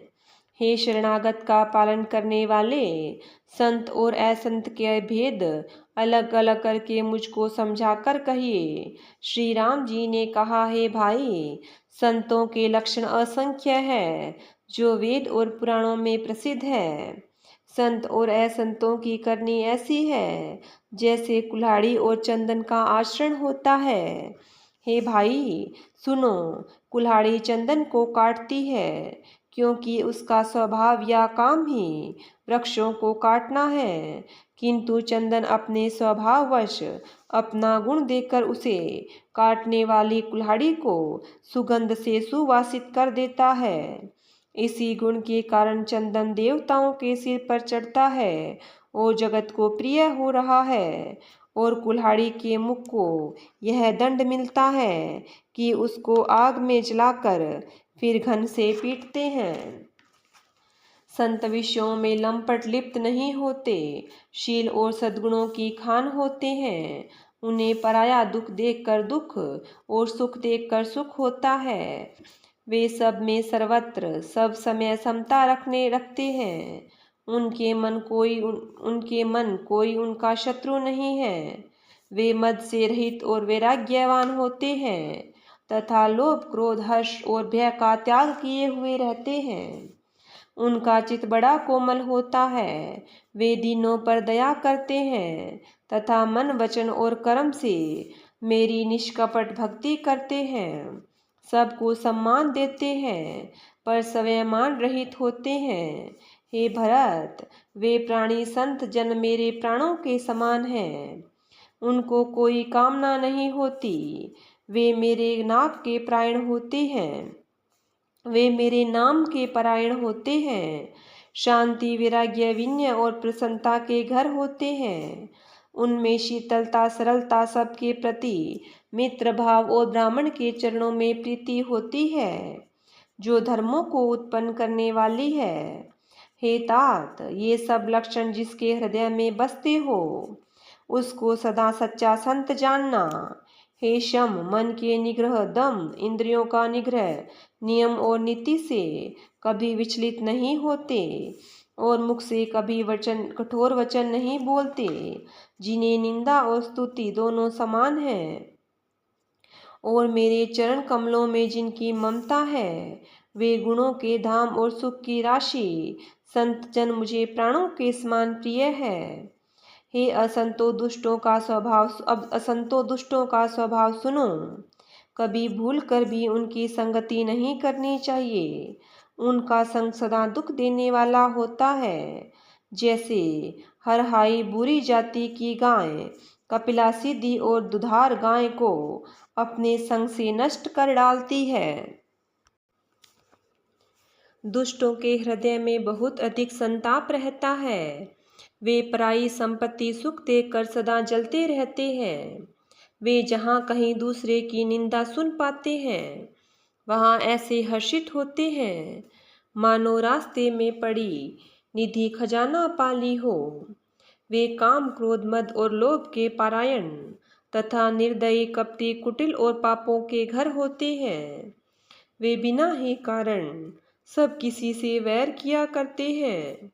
जो भलाई करता है उसके साथ भी बुराई करते हैं। उनका झूठा ही लेना और झूठा ही देना होता है। झूठा ही भोजन होता है और झूठा ही चबेना होता है।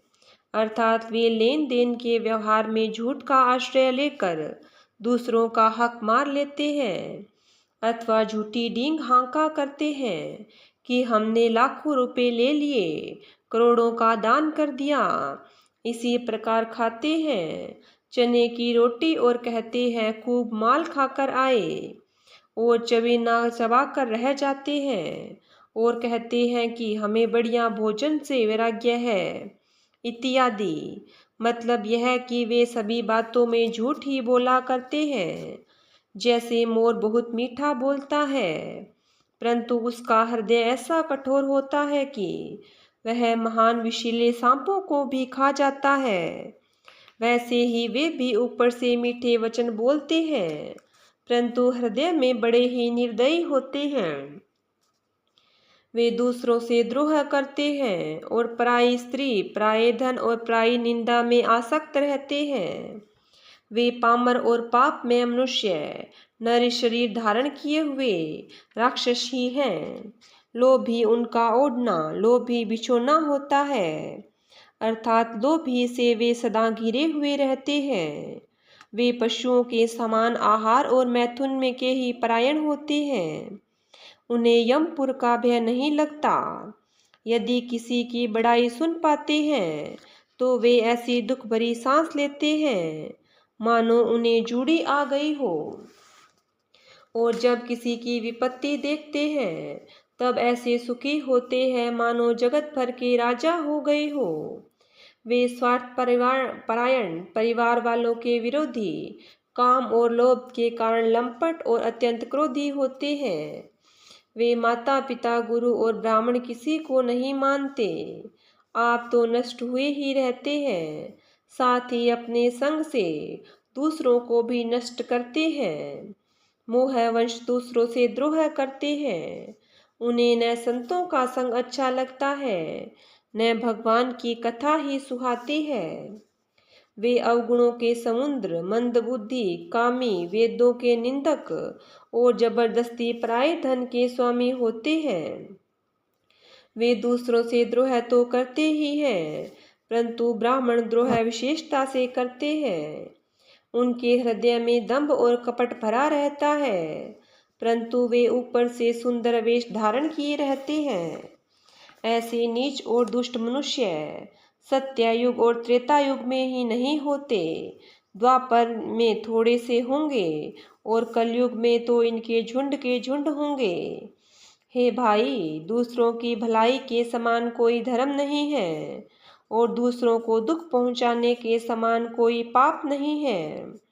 हे तात, समस्त पुराणों और वेदों का यही निर्णय निश्चित सिद्धांत मैंने तुमसे कहा है। इस बात को पंडित लोग जानते हैं। मनुष्य का शरीर धारण करके जो लोग दूसरों को दुख पहुंचाते हैं, उनको जन्म मृत्यु के महान संकट सहने पड़ते हैं। मनुष्य मोहवश स्वार्थ परायण होकर अनेकों पाप करते हैं, इसी से उनका परलोक नष्ट हुआ रहता है। हे भाई, मैं उनके लिए काल रूप भयंकर हूँ और उन्हें अच्छे और बुरे कर्मों का यथा योग्य फल देने वाला हूँ। ऐसा विचार कर जो लोग परम चतुर हैं, वे संसार के प्रवाह को दुख रूप जानकर मुझको ही भजते हैं। इसी से वे शुभ और अशुभ फल देने वाले कर्मों को त्याग कर देवता, मनुष्य और मुनियों के नायक मुझको भजते हैं। इस प्रकार मैंने संतों और असंतों के गुण कहे।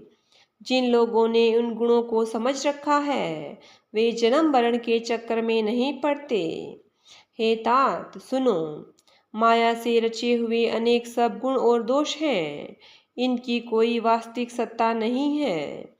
गुण विवेक इसी में है कि दोनों ही न देखे जाएं, इन्हें देखना ही अविवेक है। भगवान के श्रीमुख से ये वचन सुनकर सब भाई हर्षित हो गए। प्रेम उनके हृदय में समाता नहीं।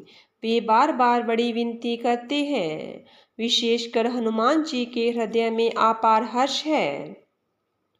तदंतर श्री रामचंद्र जी अपने महल को गए। इस प्रकार वे नित्य नई लीला करते हैं। नारद मुनि अयोध्या में बार बार आते हैं और आकर श्री राम जी के पवित्र चरित्र गाते हैं।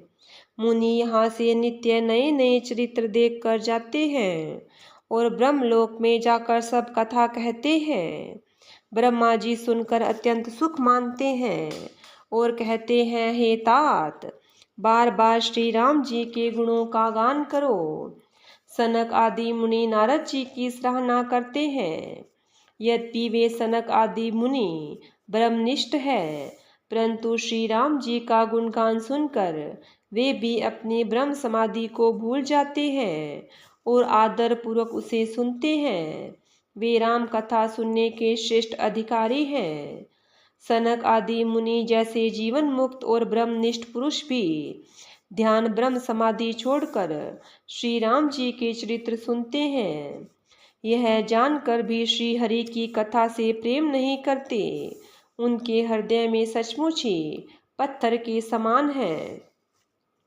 एक बार श्री रघुनाथ जी के बुलाए हुए गुरु वशिष्ठ जी, ब्राह्मण और अन्य सब नगर निवासी सभा में आए। सब गुरु मुनि ब्राह्मण और सब सज्जन यथायोग्य बैठ गए।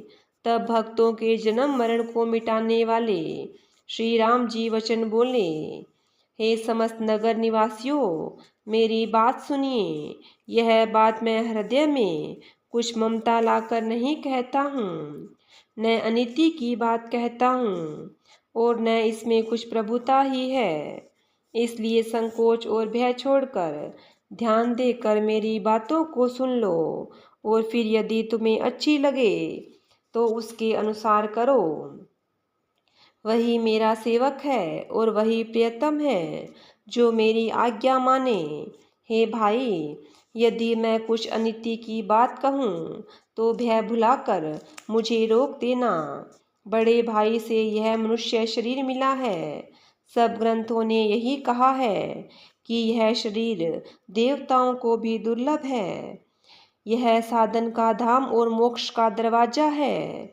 इसे पाकर भी जिसने परलोक न बना लिया वह परलोक में दुख पाता है और सिर पीट पीट कर पछताता है तथा अपना दोष न समझकर काल पर, कर्म पर और ईश्वर पर मिथ्या दोष लगाता है।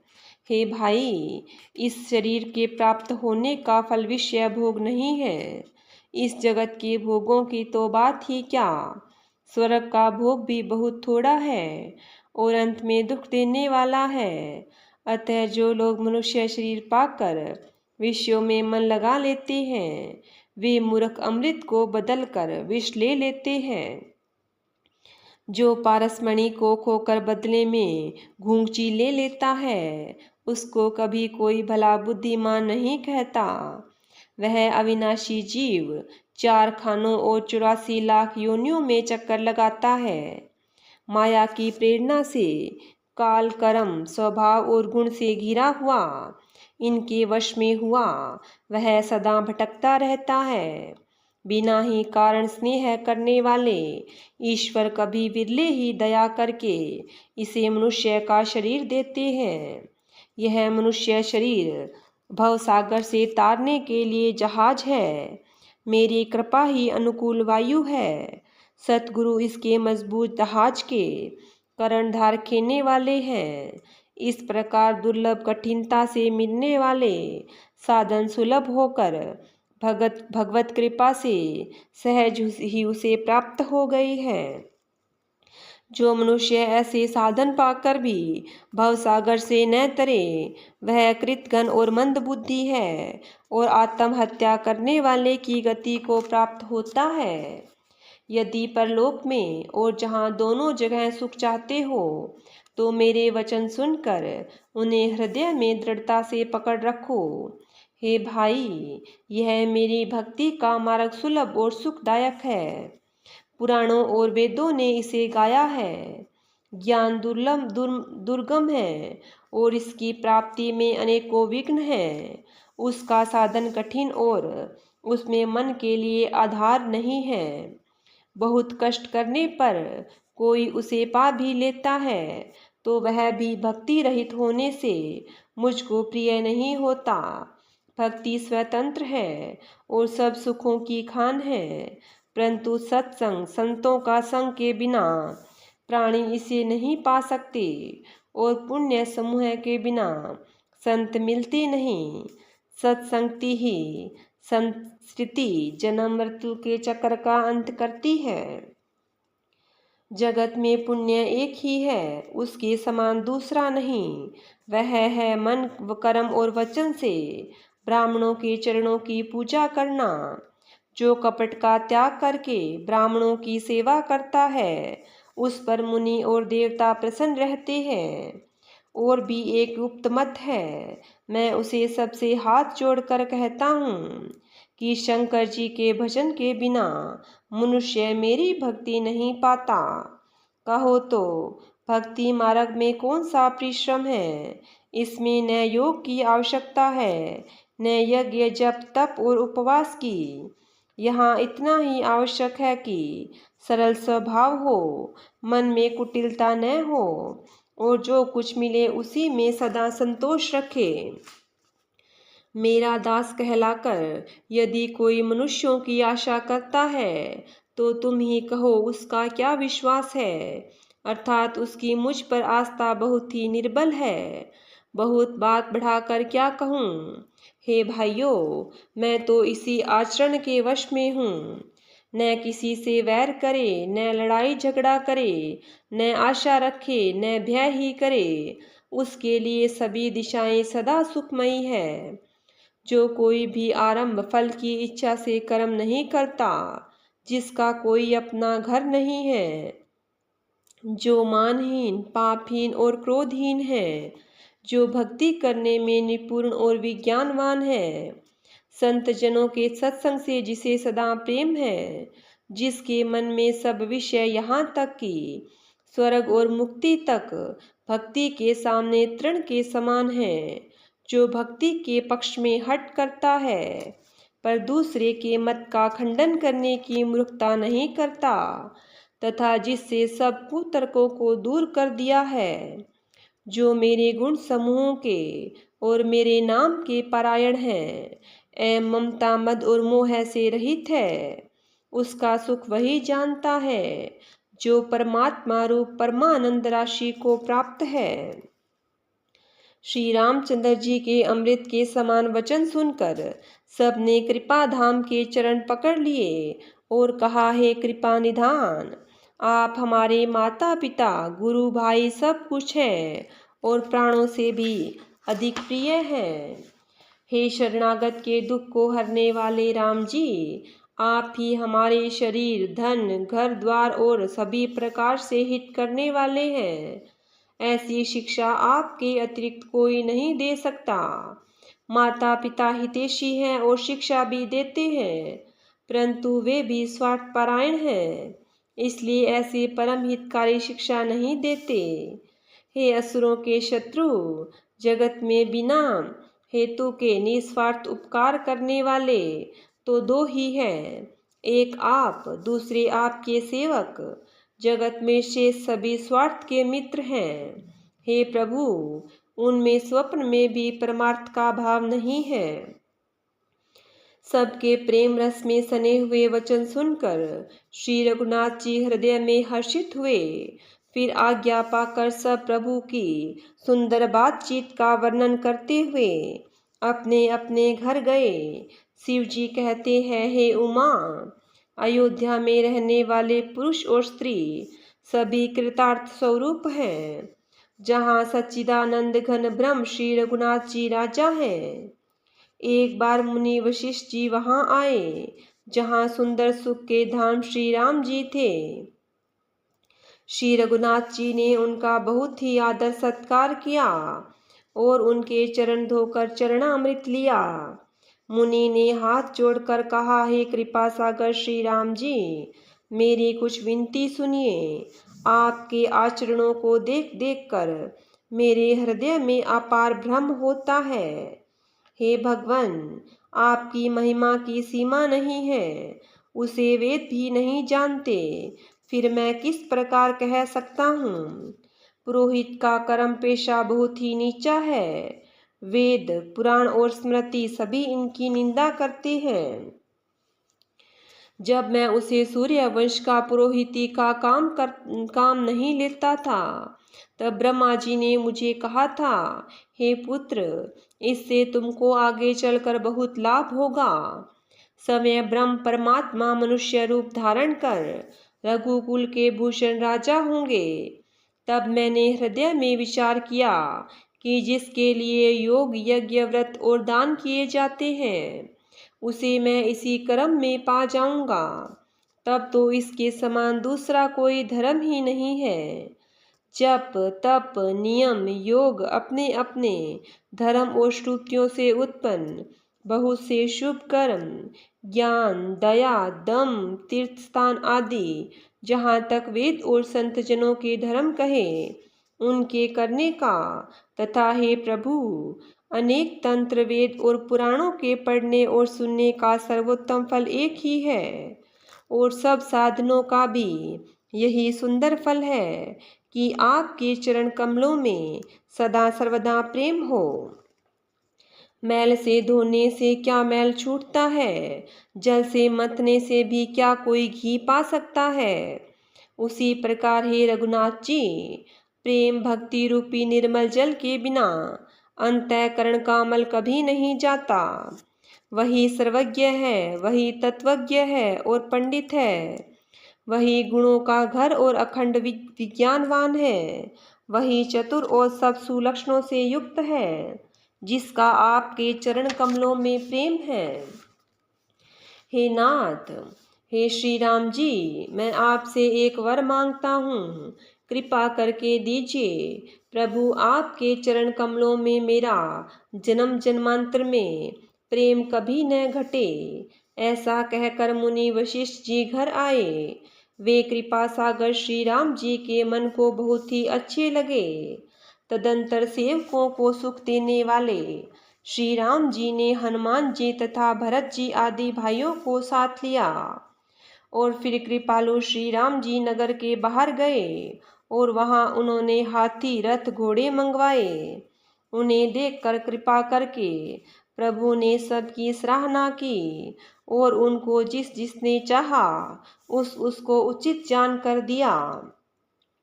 संसार के सभी श्रमों को हरने वाले प्रभु ने हाथी, घोड़े आदि बांटने में श्रम का अनुभव किया और श्रम मिटाने को वहां गए जहां शीतल अमराई आमों का बगीचा था। वहां भरत जी ने अपना वस्त्र बिछा दिया।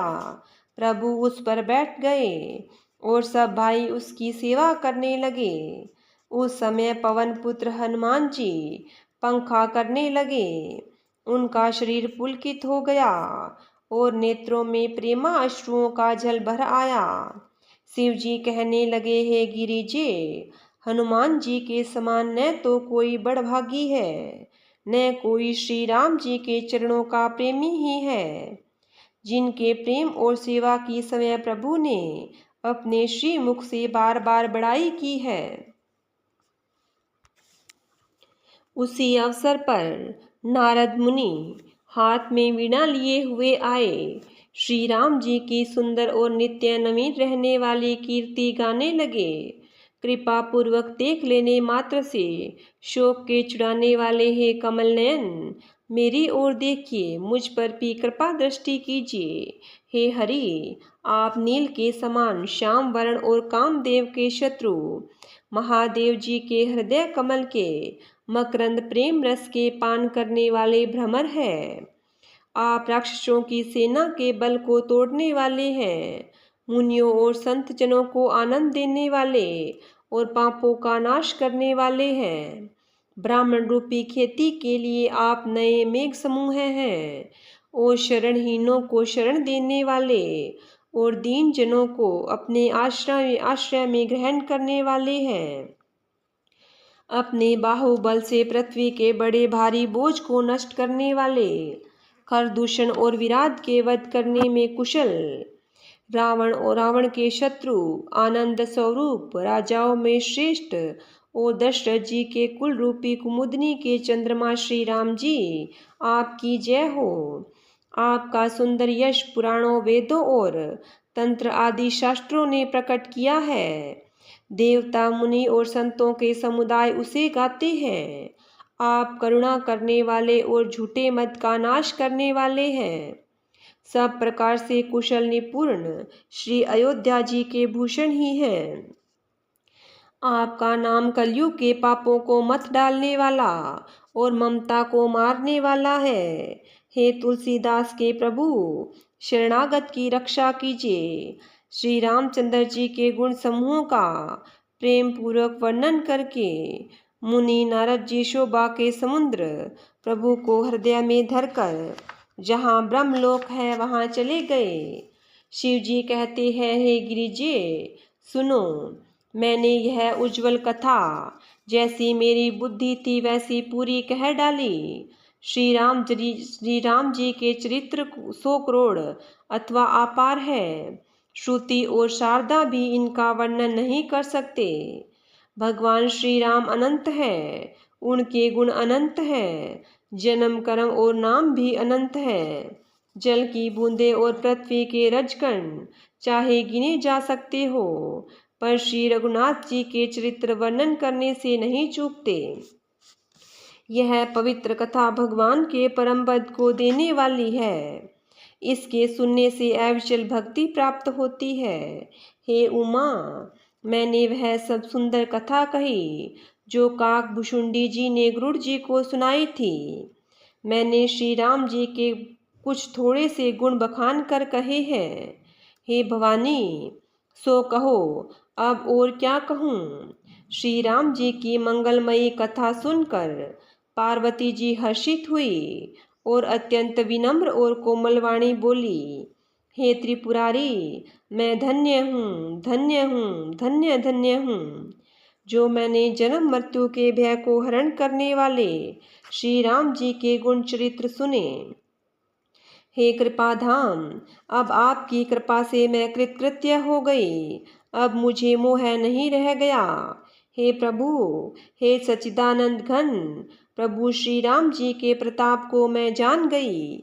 हे नाथ, आपका मुख रूपी चंद्रमा श्री रघुवीर की कथा रूपी अमृत बरसाता है।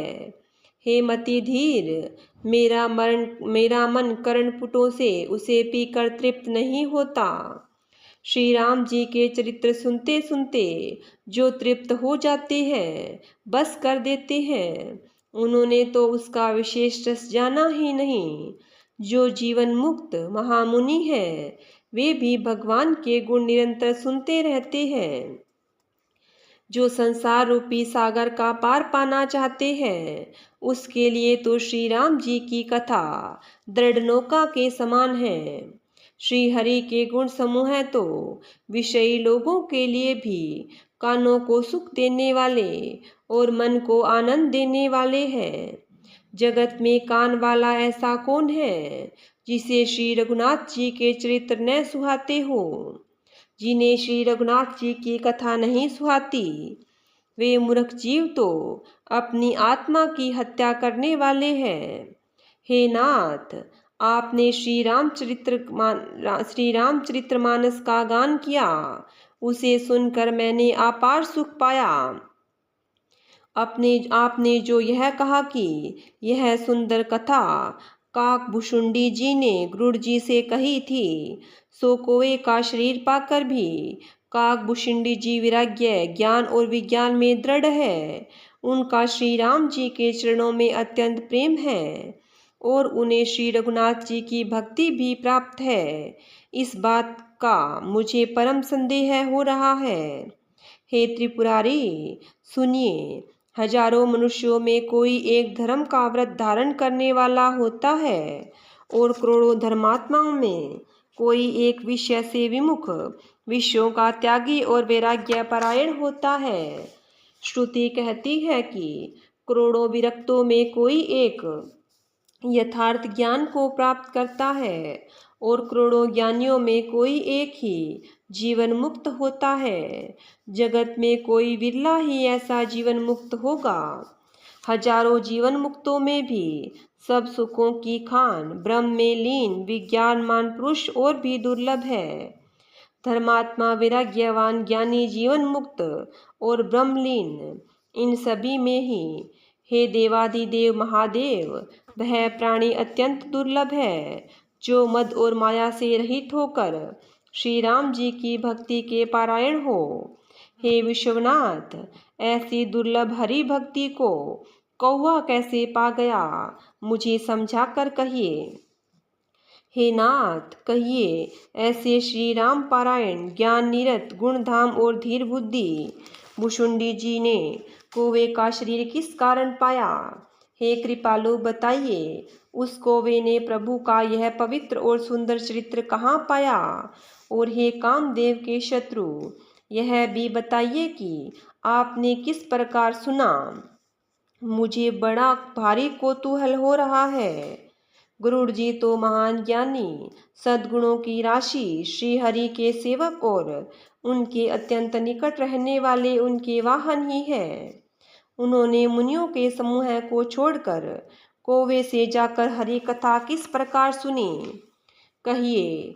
काक भुशुंडी और गरुड़ इन दोनों हरि भक्तों की बातचीत किस प्रकार हुई। पार्वती जी की सरल सुंदर वाणी सुनकर शिव जी सुख पाकर आदर के साथ बोले, हे सती तुम धन्य हो, तुम्हारी बुद्धि अत्यंत पवित्र है। श्री रघुनाथ के चरणों में तुम्हारा कम प्रेम नहीं है, अत्यधिक प्रेम है।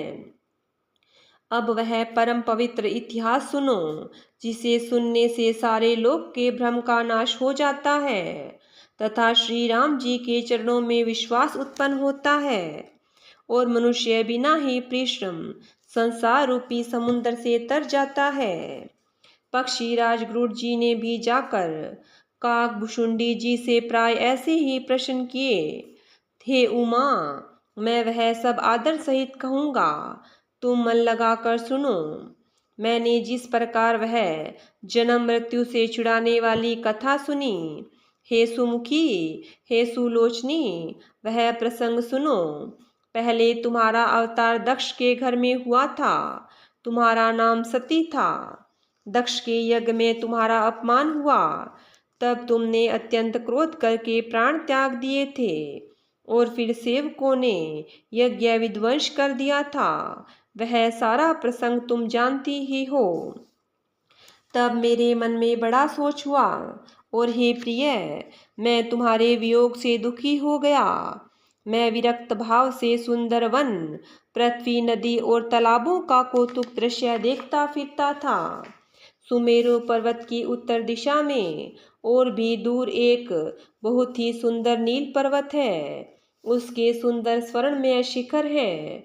उनमें से 4 सुंदर शिखर मेरे मन को बहुत ही अच्छे लगे। उन शिखरों में एक एक पर बरगद पीपल पाकर और आम का एक एक विशाल वृक्ष है। पर्वत के ऊपर एक सुंदर तालाब शोभित है जिसकी मणियों की सीढ़ियां देखकर मन मोहित हो जाता है। उसका जल शीतल निर्मल और मीठा है। उसमें रंग बिरंगे बहुत से कमल खिले हुए हैं। हंसगण मधुर स्वर से बोल रहे हैं और भंवरे सुंदर गुंजार कर रहे हैं। उस सुंदर पर्वत पर वही पक्षी काक भुशुंडी बसता है। उसका नाश कल्प के अंत में भी नहीं होता। माया रचित अनेकों गुण दोष मोह काम आदि अविवेक जो सारे जगत में छा रहे हैं उस पर्वत के पास भी कभी नहीं फटकते। वहाँ बसकर जिस प्रकार वह काक हरि को भसता है, हे उमा उसे प्रेम सहित सुनो। वह पीपल के वृक्ष के नीचे ध्यान धरता है, पाकर के नीचे जप यज्ञ करता है, आम की छाया में मानसिक पूजा करता है। श्री हरि के भजन को छोड़कर उसे दूसरा कोई काम नहीं है। बरगद के नीचे वह श्री हरि की कथाओं के प्रसंग कहता है। वह अनेकों पक्षी आते हैं, वहाँ अनेकों पक्षी आते और कथा सुनते हैं। वह विचित्र कथा श्री रामचरित्र को अनेकों प्रकार से प्रेम सहित आदरपूर्वक गान करता है। सब निर्मल बुद्धि वाले हंस जो सदा उस तालाब पर बसते हैं उसे सुनते हैं। जब मैंने वहां जाकर यह कौतुक दृश्य देखा तब मेरे हृदय में विशेष आनंद उत्पन्न हुआ। तब मैंने हंस का शरीर धरकर कुछ समय वहां निवास किया और श्री रघुनाथ जी के गुणों को आदर सहित सुनकर फिर कैलाश पर लौट आया। हे गिरिजे, मैंने वह सब इतिहास कहा कि जिस समय मैं काकभुशुंडी के पास गया था तब वह कथा सुनो, जिस कारण पक्षी कुल के ध्वजा गरुड़ जी उस काक के पास गए थे। जब श्री रघुनाथ जी ऐसी रणलीला कि जिस लीला का स्मरण करने से मुझे लज्जा होती है, मेघनाथ के हाथों अपने को बंधा लिया, तब नारद मुनि ने गरुड़ को भेजा। सर्पों का भक्षक गरुड़ जी बंधन काट कर गए, तब उनके हृदय में बड़ा भारी विषाद उत्पन्न हुआ। प्रभु के बंधन को स्मरण करके सर्पों के शत्रु गरुड़ जी बहुत प्रकार से विचार करने लगे। जो व्यापक विकार रहित वाणी के पति और माया मोह से परे ब्रह्म परमेश्वर है, मैंने सुना था कि जगत में उन्हीं का अवतार है, पर मैंने उस अवतार का प्रभाव कुछ भी नहीं देखा। जिनका नाम जप कर मनुष्य संसार के बंधन से छूट जाते हैं, उन्हीं राम को एक तुच्छ राक्षस ने नागपाश में बांध लिया। गरुड़ जी ने अनेकों प्रकार से अपने मन को समझाया, पर उन्हें ज्ञान नहीं हुआ। हृदय में भ्रम और भी अधिक छा गया। संदेह जनित दुख से दुखी होकर मन में कुतर्क बढ़ाकर वे तुम्हारी ही भांति मोहवश हो गए। व्याकुल होकर वे देव ऋषि नारद के पास गए और मन में जो संदेह था वह उनसे कहा। उसे सुनकर नारद को अत्यंत दया आई। उन्होंने कहा, हे गरुड़, सुनिए, श्री राम जी की माया बड़ी बलवती है, जो ज्ञानियों के चित्त को भी भली भांति हरण कर लेती है और उनके मन में जबरदस्ती बड़ा भारी मोह उत्पन्न कर देती है, तथा जिसने मुझको भी बहुत बार नचाया है। हे पक्षीराज, वही माया आपको भी व्याप गई है। हे गरुड़, आपके हृदय में बड़ा भारी मोह उत्पन्न हो गया है। यह मेरे समझाने से तुरंत नहीं मिटेगा। अतः हे पक्षीराज, आप ब्रह्मा जी के पास जाइए और वहाँ जिस काम के लिए आदेश मिले वही कीजिएगा। ऐसा कहकर परम सुजान देव ऋषि नारद जी श्री राम जी का गुणगान करते हुए और बारंबार श्री हरि की माया का बल वर्णन करते हुए चले। तब पक्षीराज गरुड़ ब्रह्मा जी के पास गए और अपना संदेह उन्हें सुनाया। उसे सुनकर ब्रह्मा जी ने श्री रामचंद्र जी को सिर नवाया और उनके प्रताप को समझकर उनमें अत्यंत प्रेम छा गया। ब्रह्मा जी मन में विचार करने लगे कि कवि गोविंद और ज्ञानी सभी माया के वश है। भगवान की माया का प्रभाव असीम है, जिसने मुझ तक को अनेकों बार नचाया है। यह सारा चराचर जगत तो मेरा रचा हुआ है। जब मैं ही मायावश नाचने लगता हूँ, तब पक्षीराज गरुड़ को मोह होना कोई आश्चर्य की बात नहीं है। तदंतर ब्रह्मा जी सुंदर वाणी बोले, श्री राम जी की महिमा को महादेव जी जानते हैं। हे गरुड़, तुम शंकर जी के पास जाओ। हे तात, और कहीं किसी से न पूछना, तुम्हारे संदेह का नाश वहीं होगा। ब्रह्मा जी के वचन सुनते ही गरुड़ चल दिए। तब वही आतुरता उतावली से पक्षीराज गरुड़ मेरे पास आए। हे उमा, उस समय मैं कुबेर के घर जा रहा था और तुम कैलाश पर थी। गरुड़ ने आदरपूर्वक मेरे चरणों में सिर नवाया और फिर मुझको अपना संदेह सुनाया। हे भवानी, उनकी विनती और कोमल वाणी सुनकर मैंने प्रेम सहित उनसे कहा, हे गरुड़, तुम मुझे रास्ते में मिल गए हो। राह चलते मैं तुम्हें किस प्रकार समझाऊं। सब संदेहों का तो तभी नाश हो जब दीर्घ काल तक सत्संग किया जाए और वहाँ सत्संग में सुंदर हरि कथा सुनी जाए, जिसे मुनियों ने अनेकों प्रकार से गाया है और जिसके आदि मध्य और अंत में भगवान श्री रामचंद्र जी ही प्रतिपाद्य प्रभु है। हे भाई, जहाँ प्रतिदिन हरि कथा होती है, तुमको मैं वहीं भेजता हूँ। तुम जाकर उसे सुनो। उसे सुनते ही तुम्हारा सब संदेह दूर हो जाएगा और तुम्हें श्री राम जी के चरणों में अत्यंत प्रेम होगा। सत्संग के बिना हरि की कथा सुनने को नहीं मिलती और उसके बिना मोह नहीं भागता और मोह गए बिना श्री रामचंद्र जी के चरणों में दृढ़ एवं अचल प्रेम नहीं होता। बिना प्रेम के केवल योग तप ज्ञान वैराग्य आदि के करने से श्री रघुनाथ जी नहीं मिलते। अतएव तुम सत्संग के लिए वहां जाओ जहाँ उत्तर दिशा में एक सुंदर नील पर्वत है। वहाँ परम सुशील काकभुशुंडी जी रहते हैं। वे राम भक्ति के मार्ग में परम प्रवीण हैं, ज्ञानी हैं, गुणों के धाम हैं और बहुत काल के हैं। वे निरंतर श्री रामचंद्र जी की कथा कहते रहते हैं, जिसे भांति भांति के श्रेष्ठ पक्षी आदर सहित सुनते हैं। वहां जाकर श्री हरि के गुण समूहों को सुनो। उनके सुनते ही मोह उत्पन्न तुम्हारा दुख दूर हो जाएगा। मैंने उसे जब सब समझाकर कहा, तब वह मेरे चरणों में सिर नवाकर हर्षित होकर चला गया। हे उमा, मैंने उसको इसलिए नहीं समझाया कि मैं श्री रघुनाथ जी की कृपा से उसका भेद पा गया था। उसने कभी अभिमान किया होगा, जिसको कृपा निधान श्री राम जी नष्ट करना चाहते हैं। फिर कुछ इस कारण भी मैंने उसको अपने पास नहीं रखा कि पक्षी की ही बोली समझते हैं। हे भवानी, प्रभु की माया बड़ी बलवती है। ऐसा कौन ज्ञानी है जिसे वह मोह न ले। जो ज्ञानियों में और भक्तों में शिरोमणि है और त्रिभुवनपति भगवान के वाहन है, उन गरुड़ जी को भी माया ने मोह लिया। फिर भी नीच मनुष्य मूर्खतावश घमंड किया करते हैं। श्री रामचरितमानस मास पारायण 28वां विश्राम।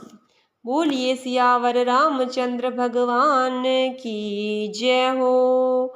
बोलिए विष्णु भगवान की जय हो।